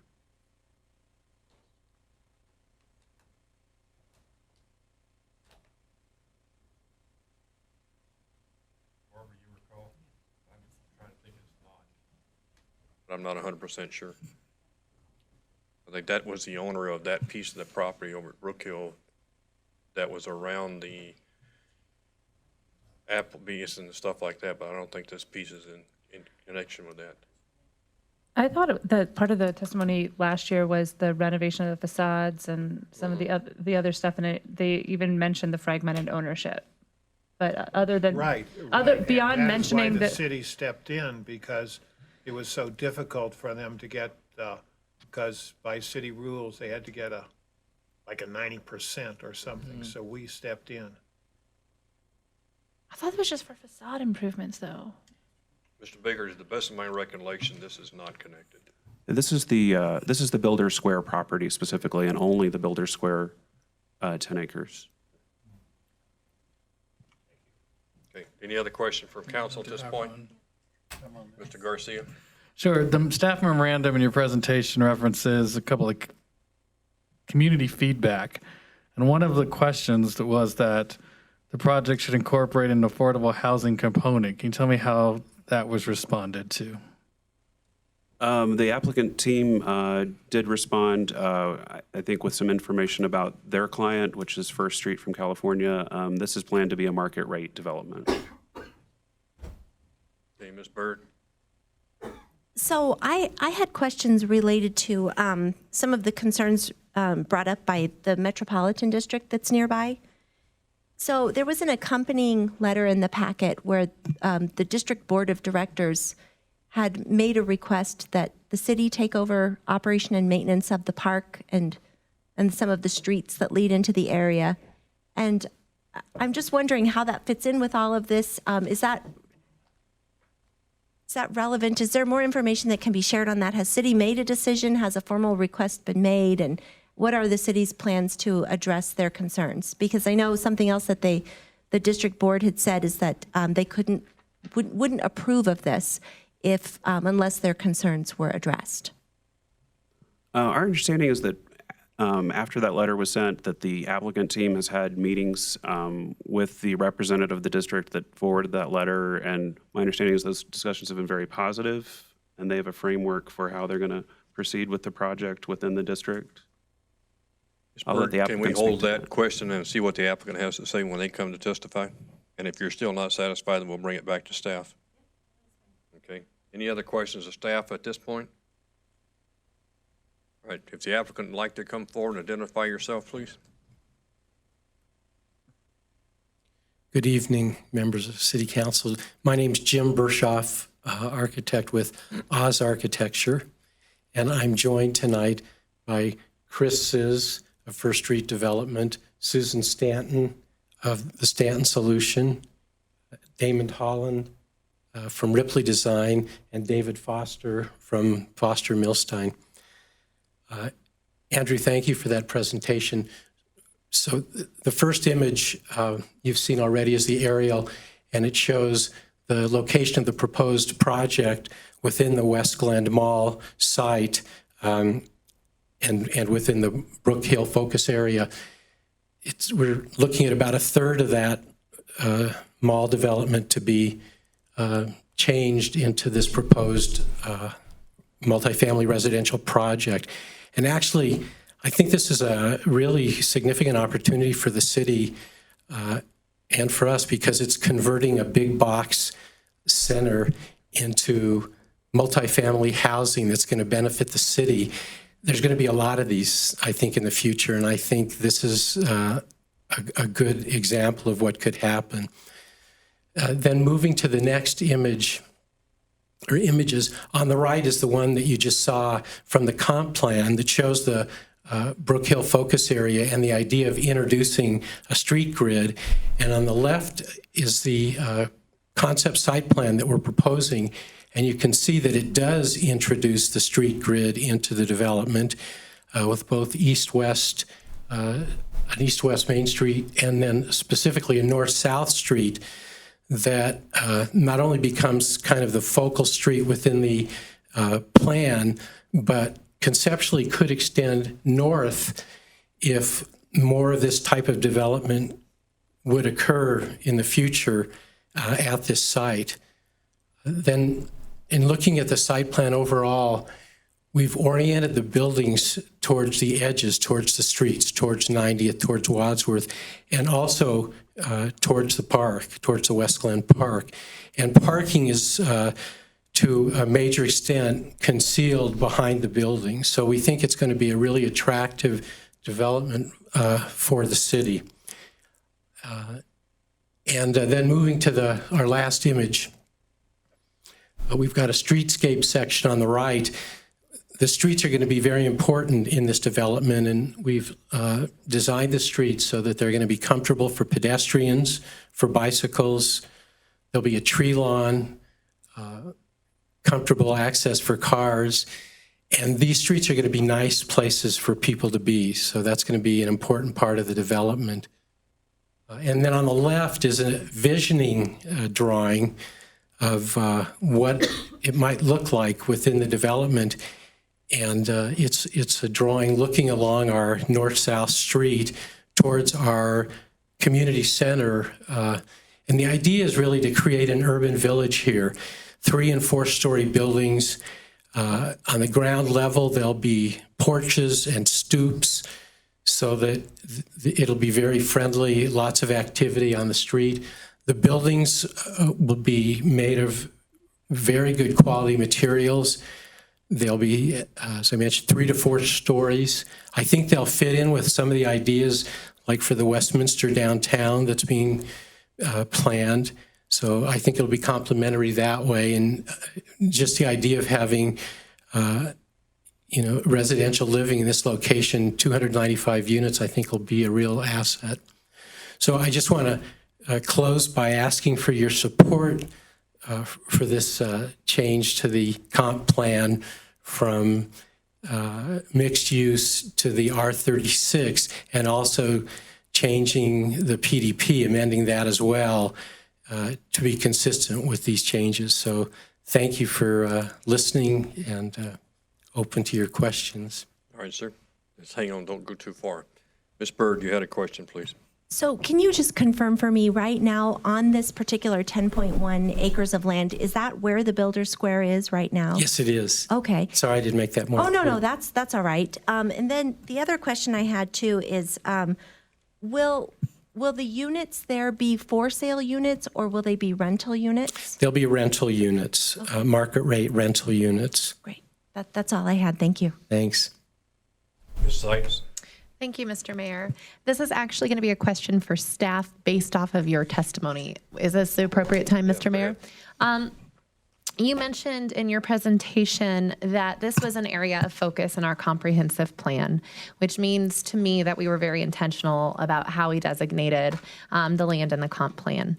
And I noticed that it was multi-use. And so it seems like the biggest change of this is taking out the kind of commercial, I guess, the retail component of that. It's the same density if I'm reading this correctly. Can you explain to me, and I know it passed unanimously through the Planning Commission, but why you feel like this is a worthwhile trade-off? Certainly, that's, and we struggled with that question a bit as staff. One of the things in looking at the focus area policies established in Chapter 3 of the Comprehensive Plan is that it does call for an introduction of residential uses into the Brook Hill area. And right now, all those large super blocks are 100% commercial at this point. But another thing that we did is we looked across the Denver metro area at some of the other successful mixed-use areas to see how that actually played out. And so if you look at a project like Stapleton, there are some individual, this is the Stapleton Town Center, there are actually some standalone multifamily developments, but it is a mixed-use environment around the plaza and public space in the middle and mixed use along those prime streets. And also, if you think of some of the development in Cherry Creek North, there are some standalone uses, but the district really has a mixed-use feel to it. So we believed in this case that it was appropriate, but certainly the focus areas are very important because, as I said, that is where we expect most of the growth and development in Westminster over the next 20 years, and land use changes should be taken very seriously in those locations. Do you mind if I have a follow-up? I don't want this to sound like a leading question. Is the hope that, again, this can become a multi-use district, it sounds like, and that perhaps by allowing this, there would be a tipping point encouraging other redevelopment on other big parcels of the designation, or of the area that was designated as mixed use? Certainly, I think that's exactly what was envisioned in Chapter 3 of the comprehensive plan. It talks about, I've got it turned to the page that is referenced. It talks about introducing new uses, incorporating public streets through those commercial super blocks to allow walkability, encourage more interaction, and it actually does speak to incorporating West Glen Park as something that development could focus around because it's a green space as to the extent that there'd be higher density in that location. Thank you. Ms. Pinter? Yeah, I have similar questions, and sort of referencing back to the concerns of the West Glen Metropolitan District about the potential loss in revenue. I think that all of us have been aware, if you live in Westminster, that the Builder Square has been vacant for ages. And we are eager to see it go to a higher and better use than being vacant. But I have some concern that this hasn't been released to the market quite yet. And while this looks lovely, Thank you. it's very well designed. Thanks. I have questions about the loss of revenue and what that's going to look like. And have we explored the market since this has been fully leased up? And they're sitting on it. They're sitting on this fully paid lease and not allowing any development to happen. And I'm concerned about the loss of revenue, and have we explored the market? Very long question. I apologize. With the comprehensive plan, there was a market analysis that was done, and this location was one of the locations specifically called out that really needed to be relooked at in terms of future land use, that retail was not going to be something that was going to work long-term in this location. And it mentioned factors such as the way it's below grade from Wadsworth. It doesn't have good visibility into the site. So when the comprehensive plan was developed, that was talking about introducing new uses into the Brook Hill focus area. That was really a basis for that. Okay, so I feel like I do have a question about revenue. I see someone coming to the podium. Yeah, I'm not an architect. Ms. Stanton? So, Mayor, members of council, thank you. So a couple of things. Actually, First Street Development, who's here, is a retail developer with assets all over the western United States. Trust me, if there was a retail use, they could have retrofitted in here. That would have been the A answer. I'm looking at my client. And so the process really started with an assessment, both looking at the retail study that was done in conjunction with the comprehensive plan and what it talked about was going to happen in this corridor. And then we did our own independent analysis of what the vacancy looked like in the shopping centers around here, what the approved uses would be under the current zoning for the site to see if there was a way to retrofit or find other retail uses that would make sense. And really, it just narrowed down to things that you don't want, I think, like storage, nonprofit uses. I mean, the kind of users that were coming to this space are similar to who's coming to boxes.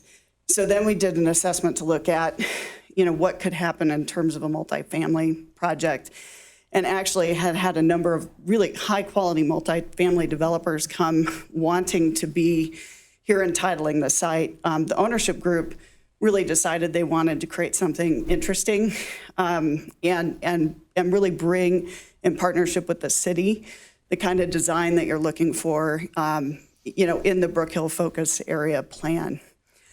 We have had, in terms of conversations with the Metro District, we're in regular communication both with the ownership group to the north. They've seen our application. They've actually seen the drawing there where we planned their property. We said, are you okay with this? Are you okay with us taking us to the neighborhood? The neighbors to the north were very comfortable. They're very also adamant that there's some great existing retailers within Brook Hill, and we agree. I mean, that's part of what can make this very interesting is there is a great base of retail today. For the Metro District, they have a concern on loss of revenue. I think what you would find in a property tax assessment is that a well-built, high-quality multifamily project from an AV level would be very similar to what the box is worth today in the assessor's office. That'll prove out when the development happens. We have a meeting with the attorneys and with the district next Friday to have a conversation about, if there are some impacts to the park and what the change of use does for the district to make sure that there's a really good dialogue going on. Long answer to a couple of questions. Great, thank you. Ms. Bird. So just coming back to this, so when you discussed or you're having discussions with the Metropolitan District, what did they say? So you said that you showed them the pictures and then you brought it to the rest of the other neighbors, but then what did the Metro District say? So the Metro District actually responded to the neighborhood meeting notice. And so they responded through staff. Our legal representative here, Foster Graham, has been in communications with their attorney. They've expressed some similar things to what you have in the letter, which is, hey, we'd like for someone to take over the district and the park. They've expressed, that they believe a multifamily project our residents will use the park more, and therefore there needs to be some reconciliation around, from their perspective, maintenance or issues like that. We need to have a real conversation about what those numbers are, but it's a very friendly conversation. The meeting will be with our legal as well as the district representatives. All of the property owners from our perspective have been, and the district have been, supportive but protecting interests.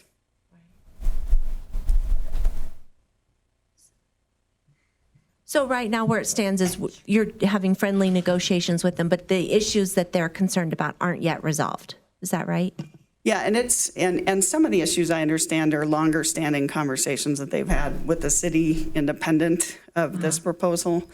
I think the issues specific to this proposal are the concerns about revenue to the district and what this kind of project does. They've proposed fees or other kinds of mechanisms to make up for that. I think we're in an open position to have that conversation and are expecting a good conversation next week. Okay. So I have a question? Let me ask you to staff. hold for just a second. Mr. Frankel's, Oh, okay. I'm seeing this panic going on down here, so pause for a minute. I didn't mean to interrupt you, Councilor Bird. I actually was thinking maybe some of the similar questions that you've been asking, but as far as the entire 10-acre parcel that's subject to this request, that's within the boundaries of the Metropolitan District? Yeah, we're already paying the mill levy for the Metro District. Okay. And so the improvements that you're proposing, your estimate is that they would be of a similar tax revenue as what is currently generated by the vacant commercial?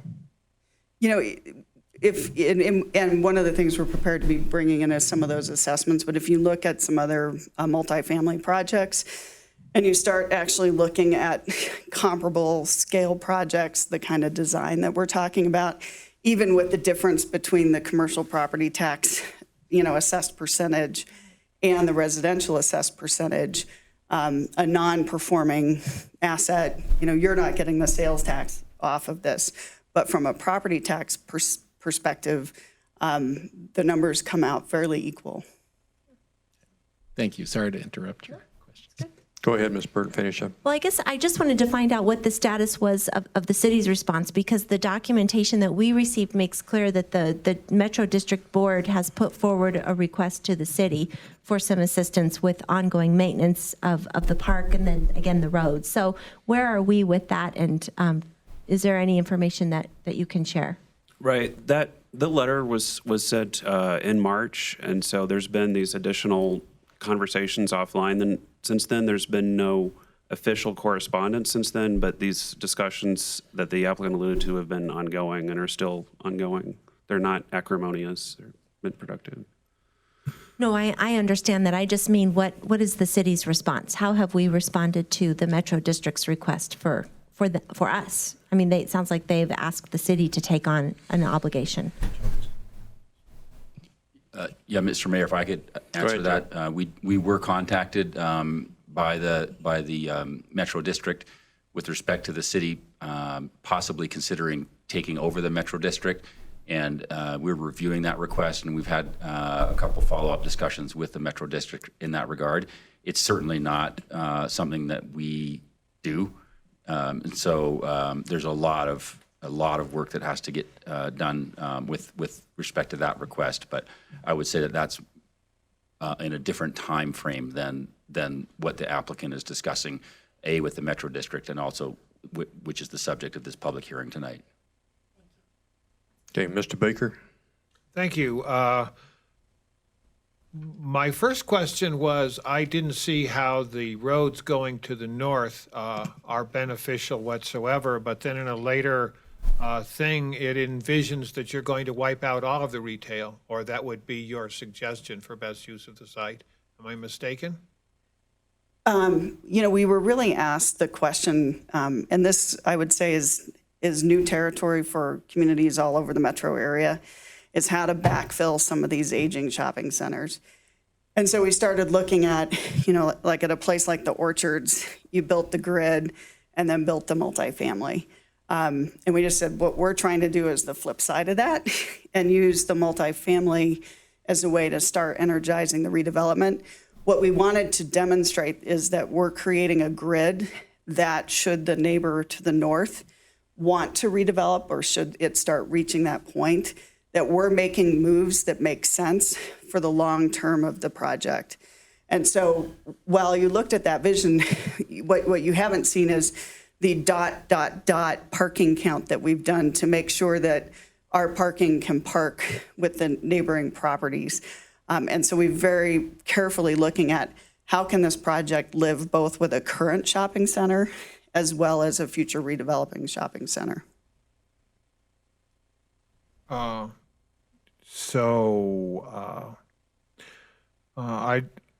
am somewhat disturbed because you're the second group in the few weeks. Vestar was in earlier saying how grim and how difficult it is in retail, which of course we find very disturbing, being as we're planning on building 500,000 square feet of retail. So it's very interesting how the visions are in such stark difference. I also agree with the other doubts, not only like in the Metro District that talked about it, because of course, even if they break even on the mill levy, they're now going to have, 500, 600 extra users of the park that were never there before? So they're going to be getting the same amount of money, but having a lot more users, which puts a burden on them.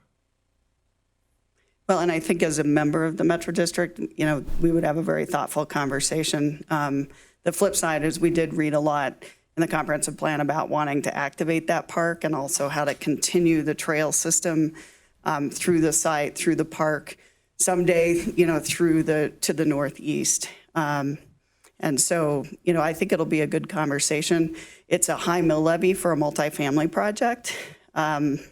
Typically multifamily projects try to have as low a mill levy as possible because it translates usually directly into rent. And so, it's a high mill levy to absorb on what the value of this project will be. I would like to respond a little bit on the retail piece. And one of the other thoughts in terms of our proposal was that the retail study done with the comprehensive plan really talked about how this area potentially is in competition with the redevelopment of the mall. And that it actually stated that there may be a desire to try to pull some of this inventory off of the retail books so that you can shore up sort of more of the mixed use retail, because that does seem to be the environment retail is doing. Boxes, continue to be just falling off and off and off. Mm-hmm. Well, okay, the wonderful thing about, of the commercial really development is that the owners get to depreciate their property and therefore have a cash flow with which they can redevelop the property. But once a residential structure goes in, it's there, and you have to deal with it. And right now, we're dealing with parts of our city that have a lot of age to them, and yet they are residential, and it's quite a challenge to make them live where, okay, if the commercial always had this internal funding mechanism whereby it could reinvent itself if it wished. And of course, we are the biggest loser in this because we've had that retail space pulled off from our sales tax really collections by an exclusive lease for the last many years, and now it looks like this would lose it forever for us. We wouldn't have any hope of a Phoenix regenerating from the change in consumer appetites and things like that. There's no doubt. It's a challenging time for cities and sales tax competition. We have gotten good feedback from the businesses that are there that I think they believe they'll see an increase in their business by having residents into the center. Doesn't offset a big box, but I think all the cities are facing similar challenges trying to figure out what to do as more and more sales is moving online. Right. Okay, thank you. Thank you. Mr. Garcia? Sure, mine is more a policy type question for staff, whoever wants to answer it. You know, it seems like these requests to change the comp plan from mixed use to R36 are not unique requests anymore. I mean, just on April 10th, we were asked to do that for the project up at the Orchards. And as you talked about earlier, staff was very intentional about designations within the comp plan. There was a reason that these areas were mixed use. And now we've done a few now that we're changing to these multifamily apartments. Do you, as a policy consideration, you know, this project itself, that's fine, but taking it as the city as a whole, do we have any concern that we are moving too much away from these mixed use to these R36 designations around the city? Anybody who cares to answer that? Mr. McConnell? We're actually very supportive of this because it is actually satisfying the focus area intent, and very much so. The difference between R36 and the mixed-use category is just simply the vertical integration of at least a minimum of 0.10 FAR of commercial there. The good thing about this, and what I think the staff is excited about to continue working with this developer on, is the establishment of a new pattern of development, reinventing this in accordance with the focus area plan. If you can imagine, this should incentivize redevelopment and infill development potentially. I know a lot of conversation has revolved around maybe possibly redeveloping the remainder of the big boxes, but as we look at it, there's probably more potential for infill development along that spine Main Street that will be created. And so this should help energize the existing businesses. It should, again, kick off a new pattern of development that should help really reinvent this area in accordance with the vision that's already established. Thank you. Before I come back to some of the council, from the standpoint of the city, we have been talking, we the city have been talking to this owner of this property for, I'm going to say at least 6-7 years, and trying to figure out that once the lease with Builder Square building leased with Home Depot, which ends next year, is what is the plan? And the part of that issue has been the big box store. It's a big empty shell. And looking at what they had done, as I recall in at least my last conversation with them during ICSC last year, they couldn't find anybody that was willing to take that big of a chunk of a building, and especially with the high ceilings that they have in there, with the heating and cooling and everything else that went in there. So it didn't make sense to try to keep that at that point. And I think what we have been trying to figure out along with them is, if you don't open it back up, it stays a vacant building, we're not gaining anything other than complaints about the fact that it's vacant. And it's an eyesore on that center of trying to attract others in there. Now, I think they've been fortunate. They filled a couple of them up. This is the biggest one that has been there for a number of years. I'm thinking getting close to 10, or if not more, that it's just stayed vacant, but it was vacant by choice, by the lease that they did with the guy around the corner who didn't want competition to come in. And lo and behold, competition came in 2 blocks down the street. So really, that lease issue didn't help us a lot, other than forcing it to stay in a closed position. What I'm looking at is, yes, there's going to be some trade-offs in this if we move forward and improve this, but it's a heck of a lot better than what we've got now, and a heck of a lot better than leaving it as a blank store for an unknown number of years to come. Because if we can't find some way to redevelop it, this is part of what we're looking at on many of our spots here in the city, is redevelopment opportunities and re-energizing of places that are destitute in some of these areas. This is not only on the center part of Westminster, this is going on in the north and south both. So I think this is an opportunity. I would rather see something coming in than to stay vacant. But I see the plan that's been presented here as a very viable one. We may have to have some discussion with the Metro District, as Mr. Andrews talked about, but the Metro District is not part of the application. This is a part of just the piece where the Builder Square store is, and that other part, we can handle that in a separate conversation, but I don't think there's anything that ties that to this as far as what we as a city have to consider. Mr. Baker, you had another comment. Yes, I would like to understand why we have to go to R36 when R18 would really fit there. Well, it's already designated as that.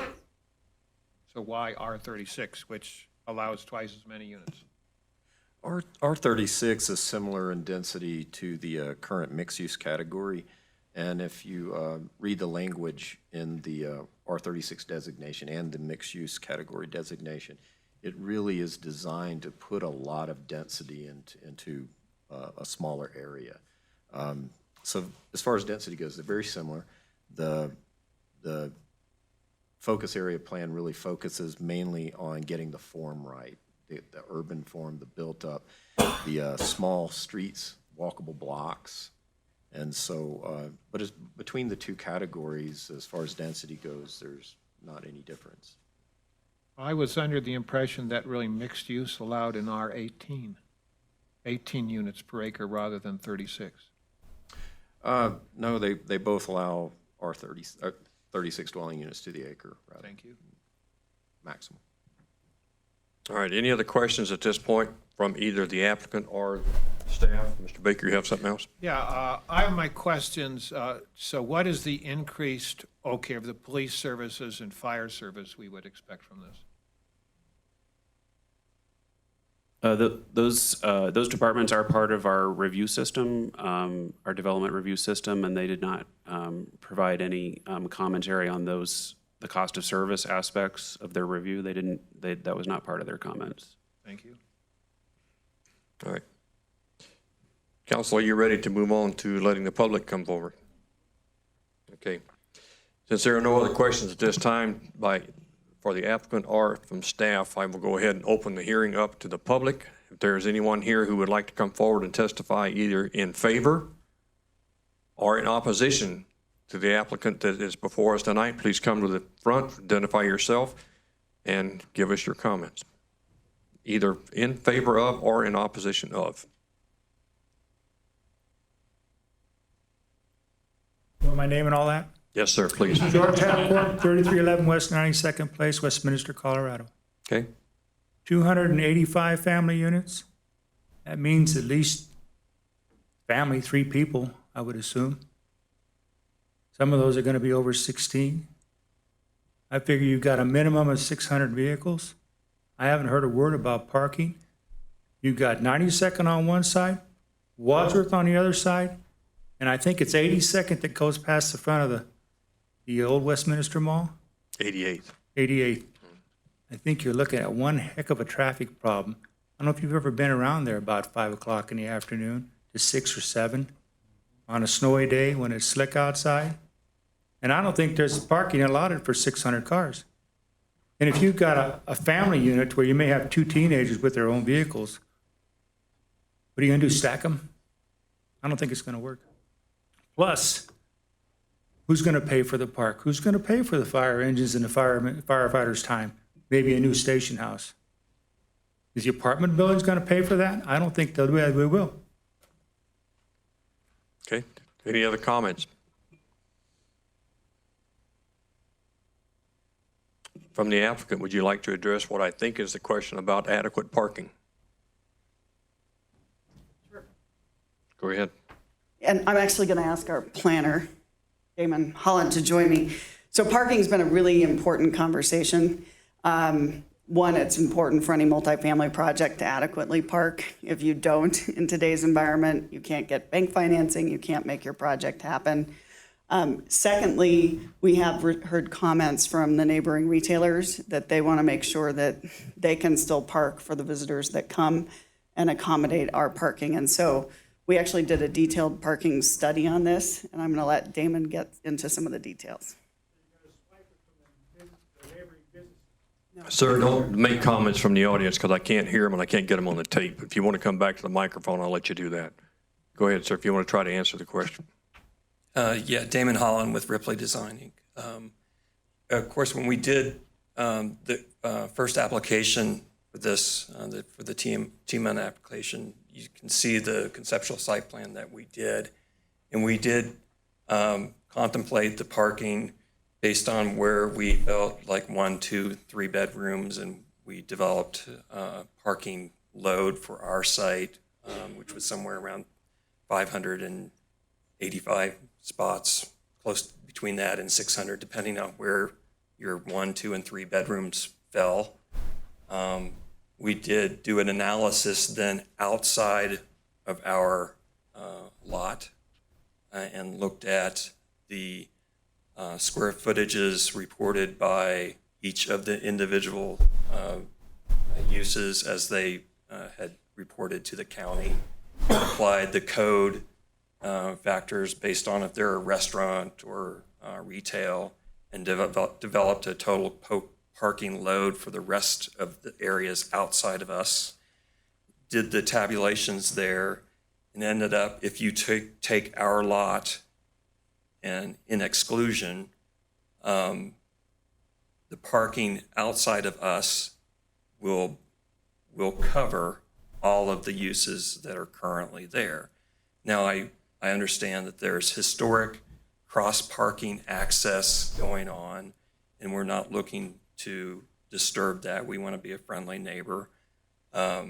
So, we got a letter from Hofbrau, and with them needing 90 spaces. Our current plan has in excess of 41 spaces, and this is above and beyond where we are currently seeing our parking load.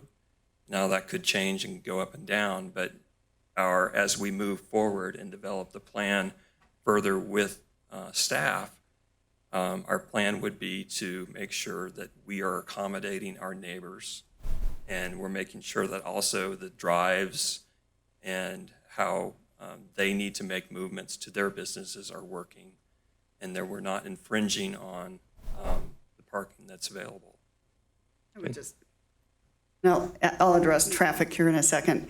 I would just add there's actually a governing document between all of the ownership group of the shopping center that governs the parking situation, and we're in conversations right now with the ownership group about how to best accommodate the parking we're looking for and the parking they're looking for. But there is an REA that establishes the parking agreement between all the owners. And then for traffic, we did a preliminary traffic analysis.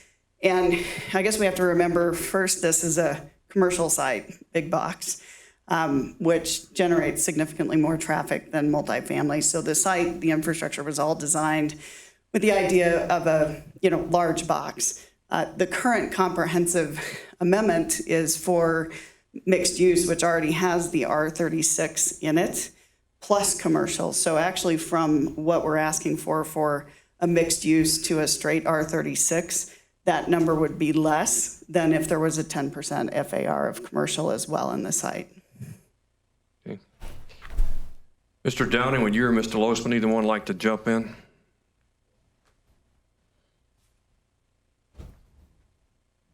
Yes, we reviewed the information supplied by Ms. Stanton and her consultants and concur with what she just stated. The existing land use zoning that's allowed on this site will generate roughly 5 times the traffic that they're proposing with this development. Okay, so it's basically a reduction in proposed traffic then? It's definitely a reduction in the traffic. Okay. Any other questions at this point, council? Any other comments from the public? Hang on, I'm coming back to you in just a second. Let me get the public. Is there any other comments or questions or comments from the public? If you want to come back up, sir, I'll try to catch your other question.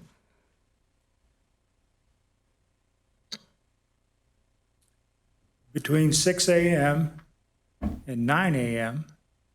and between 3:30 and about 6:30 is when the major part of that traffic is going to flow. It's not an all-day long thing like it would be with commercial retail. It's going to all hit at one time. And they're all going to be trying to get out, and they're all going to be trying to get back in again. If you're going to have them parking, you have not yet told me how many parking spaces are inside the area that's going to be allotted to the old building. But if they're going to be parking in the lot where the other stores are using it for parking, there's going to be oil changing and stuff like that going on, and I don't care how hard you police it. You're not going to get it stopped. It's still going to make that kind of a mess. They don't have garages in front of their place where they can take care of that, and they're not all going to want to go down to spend $50, $60 for an oil change. And that's just one thing. So I don't see it working quite like they think it's going to work. It's all going to happen at once when people get out to go in the morning, when they get to come back in the evening. Okay, thank you, sir. All right, is there any other comments from the public? All right, since there are none, I'm going to close the public hearing. I'll come back to the council members and see if there's any last minute questions from them. Mr. Baker. Yeah, I guess I must have missed it in the thing, but I'd like to know how much extra acre feet of water this is going to need, because I know it's significant. We did have several conversations with Public Works Utilities. Since this is going from 36 units per acre plus 10% commercial to just the 36 units per acre, it would be a reduction in water from what the current comprehensive plan would allow. Yeah, but it's a retail right now, and doesn't a retail count something like 12 gallons per day per employee, and a residential is like, these will be like 0.28 acre feet per unit, or, because I know a single family is 0.43. Councilor, you're correct that retail commercial typically uses less water than any residential use, but the water supply model was modeled after the comprehensive plan, so the higher density has been accounted for at this location in the water supply model. Thank you. All right, council, any other questions? If there are no other questions, staff, as I recall, there was a comment made that this was unanimous approval by the Planning Commission? That's correct. All right, is there any other comments you wish to add, or is anything else in testimony? No, Mayor. Okay. At this point, I will close the public hearing. We will move to Councilor's Bill number 12. Ms. Byrd. Yes, I move to pass Councilor's Bill number 12 on first reading, approving a comprehensive plan amendment for 9050 Wadsworth Parkway from mixed use to R36 residential. This recommendation is based on a finding that the criteria set forth in section 11.4.16 of the Westminster Municipal Code have been met. Ms. Seitz? I second. Okay, I have a motion and a second. Is there any further discussion by the council? I'd like to make a... Ms. Seitz, go ahead. First off, I am intending on voting yes on this plan change. I think that this is a great way to redevelop an area of our city that has been vacant for far too long, and I think this allows us to bring the highest and best use to this plot of land, but also to the adjacent uses. I think Councilor Baker correctly noticed that retail is in despair. But where we do see retail doing well and in fact thriving is in mixed use districts. I think there's more wanting to live, work, and play. I am hopeful that this will actually benefit us, our sales tax revenue, because it will help the surrounding businesses thrive. And honestly, hopefully, it will encourage some investment in the surrounding areas. So I will be voting yes. Ms. Byrd? So, yes, I too will be supporting this project. And I wanted to note, I went carefully through the materials in our packet and read staff's analysis and really appreciate the work that went into this. I mean, some of the comments that stood out to me were that the way this is designed, we're going to reduce the heat island, getting rid of so much blacktop that's currently out there, that creating more porous land environment so there's less stormwater runoff. And I don't know, I like that, because one of the sad things about a lot of suburban areas is that there's just so much blacktop everywhere. So more of this land in our city is going to be put to a usable purpose where people can actually use land to enhance quality of life, meet their neighbors, be outside, enjoy the great outdoors, so to speak, right outside their front door, instead of just parking their car on a blacktop. So I really like that. And I did want to address a concern raised by Mr. Habercorn about who's going to pay for increased service needs. Well, I appreciate that. And I guess the way I look at this is when we have more residents living in our city, they are also taxpayers. So they're out shopping and providing more sales tax revenue that then supports possible increased demand on city services. So that's good. And also these new residents are here to help support existing retail. And then also, as Councilor Seitz pointed out, bring in more of this commercial development that we would like to see. When I ran for council almost a year and a half ago, one of the comments, I would say about every fourth or fifth person I spoke to had said, gee, when are you going to fill that Builder Square building? That's been vacant for so long. When are you what's the city doing with us?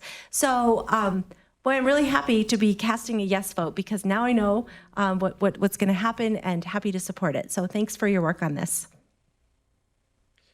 As a closing comment, we've been talking about this piece of property for a number of years with the ownership, and I appreciate the time and effort you've put into this and bringing something forward finally.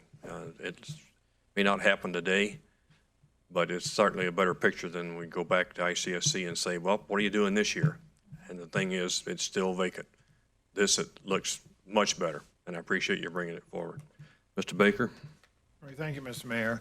I have some true concerns, not only because of the revenue lost in the mill levy and in the sales tax, but I also have concerns that in a for-rent apartment unit, these aren't citizens that are bound to the city. When you have a single-family home really development with owners there, they become part of our city.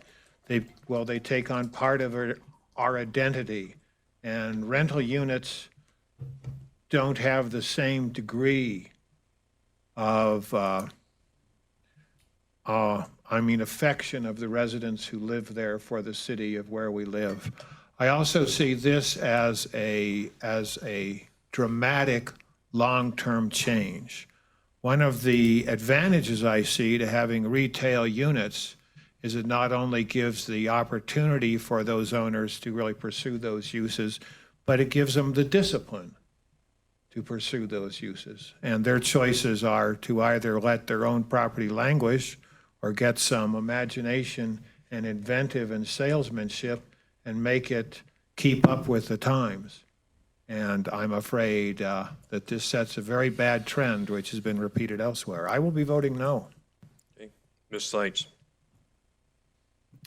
I just want to say that I disagree with Councilor Baker's assessment that somehow renters are less of community members.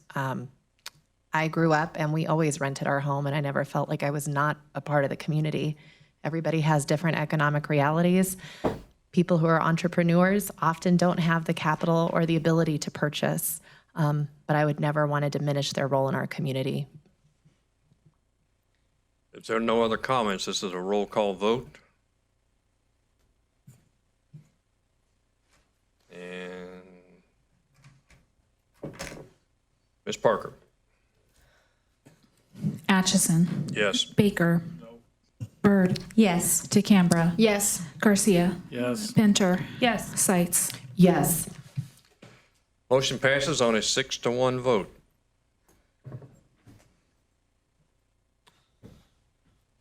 Moving on to item A3. Ms. Pinter? No, thank you. Second part of that. I didn't do the first part. Oh, Ms. Byrd, would you like to carry on with that? Sure. I move to approve the Sixth Amendment to the Preliminary Development Plan for West Glen Mall, Planned Unit Development. The Preliminary Development Plan amendment would change the land use for 10.1 acres out of Parcel C from office retail use to medium-density residential use, increase the medium-density maximum density from 33 to 36 units per acre on Parcel C, and increase the amount of land area designated for medium-density residential within the preliminary development plan from 30.2 acres to 40.3 acres. This recommendation is based on a finding that the criteria set forth in 11.5.14 of the Westminster Municipal Code have been met. Mr. Canberra? Second. Okay, I have a motion and a second. Is there any discussion by council? Seeing none? All those in favor, please use your vote. Motion passes on a 6-1 vote. Next item on the agenda will be item 10B. This is Councilor's Bill number 13. Mr. Garcia. Mr. Mayor, I move to pass Councilor's Bill number 13 on first reading, approving a development agreement with Vestar Orchard Town Center LLC for the allocation of service commitments and the provision of sewer infrastructure improvements to support a 270-unit multifamily development at the southeast corner of West 148th Avenue and Huron Street. Second. Thank you, Ms. Byrd. I have a motion and a second. Is there any discussion on item 10B, Councilor's Bill number 13? Mr. Baker. Thank you, Mr. Mayor. So it's my understanding that we're going to be subsidizing this sewer improvement by up to $1 million. Am I correct?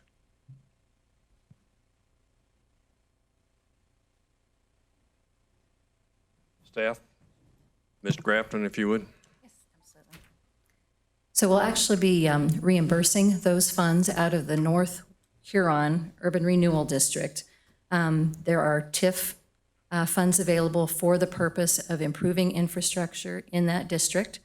The developer will install the improvements within the Orchard Town Center site and go through a process with our Public Works and Utilities Department to submit the receipts, go through the bid process so we have approval mechanisms. They'll construct it and then they'll submit for the reimbursement process with the city.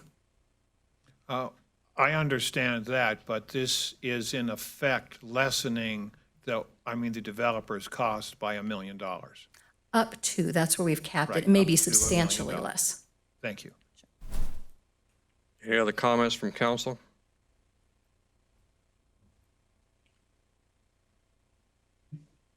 Seeing none, this was also a roll call vote. Ms. Parker.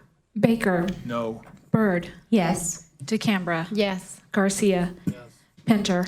yes. Sights. Yes. Atchison. Yes. And I'm waiting for one more to register. Okay, now we got it. Motion carries on a 6-1 vote.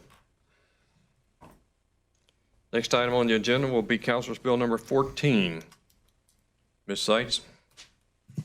Mr. Mayor, I move to pass Councilor's Bill number 14 on first reading, authorizing the city manager to execute and implement an economic development agreement with TransLogic Corporation, a wholly owned subsidiary of Swisslog USA, Inc., that would include 50% rebates of building permit fees, use taxes on construction materials, and sales and use taxes on expenditures for furniture, fixtures, and equipment for 3 years.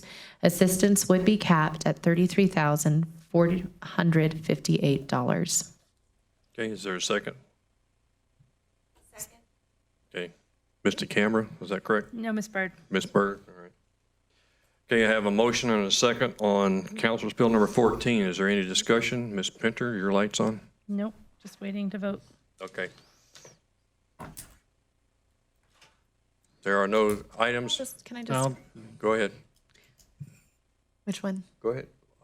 I'm trying to get the vote up. I I'll didn't see go. it. You know what? I just want to. This is a really exciting project. Swiss Logs is going to bring 122 employees, add another 51 employees over the next 3 to 4 years, with an average annual salary at $86,542. This is just another example of our economic development department going out and doing what they can to bring jobs to Westminster. And this is a smashing success to have such a reputable company wanting to come into an office space. And I just want to commend our staff on their work in this project. All right, Ms. Seitz. Well, Mayor Pro Tem stole all my good notes, but I would just say that this is exciting. These are high-paying jobs using an existing office space that was underutilized. And so I do want to say thank you to our economic development, and I am happy to make this investment in finding more jobs for our residents here in Westminster. Okay, any further comments? This is a roll call vote. Ms. Parker. Byrd. Yes. DeCambra. Yes. Garcia. Yes. Pinter. Yes. Sights. Yes. Atchison. Yes. Baker. Yes. Okay, motion carries on a 7-0 vote. Next item is 10D. This is Councilor's Bill number 15. I'm going to request someone give me a motion for having this table till date certain of May the 15th. Ms. Pinter. I will. I might as well make use of my microphone after all. I move to table Councilor's Bill number 15 on first reading. And do I need to read the whole thing or just that part? Just saying Move to table. that and give us the date certain in your motion. Oh, May 15th. Okay. Second. We have a motion and a second to table this item. Is there any discussion? Seeing none, all those in favor, please signify by aye. Aye. Any opposed? Motion is carried. This will be tabled till May the 15th. Next item on the agenda is Councilor's Bill number 16. Ms. DeCambra. Thank you, Mr. Mayor. I move to pass Councilor's Bill number 16 on first reading, amending Title III of the Westminster Municipal Code by adding 2 new chapters to create the 2 new departments consisting of Human Resources and Economic Development. Second. I have a motion and a second. Is there any discussion by council? I just would like to make a comment that this is a wonderful demonstration of the growth in our city. You've seen what economic development can do, and Human Resources does a wonderful job caretaking our employees. So it's great to see these departments come in their own. Okay, any other comments from council? Okay, let's get it set up. This is also a roll call vote. Ms. Parker. DeCambra. Yes. Garcia. Yes. Yes. Pinter. Yes. Sights. Yes. Atchison. Yes. Baker. No. Byrd. Yes. Okay. Motion carries on a 6-1 vote. Next item, moving on to item 11, old business and passage of ordinance on second reading. First item up is Councilor's Bill number 2. Ms. Parker, did you have a comment? Do not. Okay, to be sure. Ms. Byrd.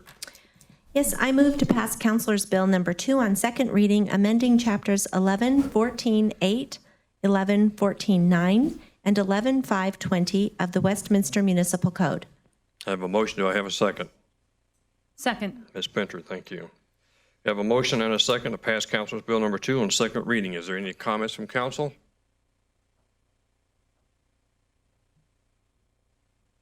This is a roll call vote as well. Ms. Parker. Garcia. Yes. Pinter. Yes. Sights. Yes. Atchison. Yes. Baker. No. Byrd. Yes. DeCambra. Yes. Thank you. Motion carries on a 6-1 vote. Okay, next item up is item A2 under 11. This is Councilor's Bill number 10. Ms. Pinter. Move to pass Councilor's Bill number 10 on second reading, rezoning the land in the Westminster Station specific plan area to specific plan district. This is based on a finding that the criteria set forth in sections 11-5-3 and 11-4-7.5 of the Westminster Municipal Code have been satisfied. Okay, I have a motion and do I have a second? Second. I have a motion and a second for item A2 under 11 for Councilor's Bill number 10. Is there any comments? Ms. Pinter. Yes, I just want to thank staff. This has been a very long process. We have been working with them for years about trying to make sure that we had a very intentional plan around our train station to encourage economic vitality in this crucial part of our city. And I believe that this work product is worthy of that. And I'm very hopeful and optimistic for what types of businesses and economic vitality and growth this will bring to this area. Ms. Sykes? While I am enthusiastic about this item, I wanted to remind my colleagues that our city attorney has let me know I am unable to vote on this matter as I missed the original public hearing. So they're with you in spirit. Okay, any other comments from council? Seeing none, this will also be a roll call vote. Ms. Parker? Pinter. Yes. Sites abstains. Atchison. Yes. Baker. No. Byrd. Yes. DeCambra. Yes. Garcia. Yes. Motion carries on a 5-4, 1 no, with 1 abstention. Motion is carried. Ladies and gentlemen, that conducts the business that we will be doing in public tonight. There are 3 executive sessions, one with the Westminster Housing Authority and 2 others with the Economic Development Group. So at this point, I will give you about, let's take 5 minutes and then we'll reconvene in the council boardroom.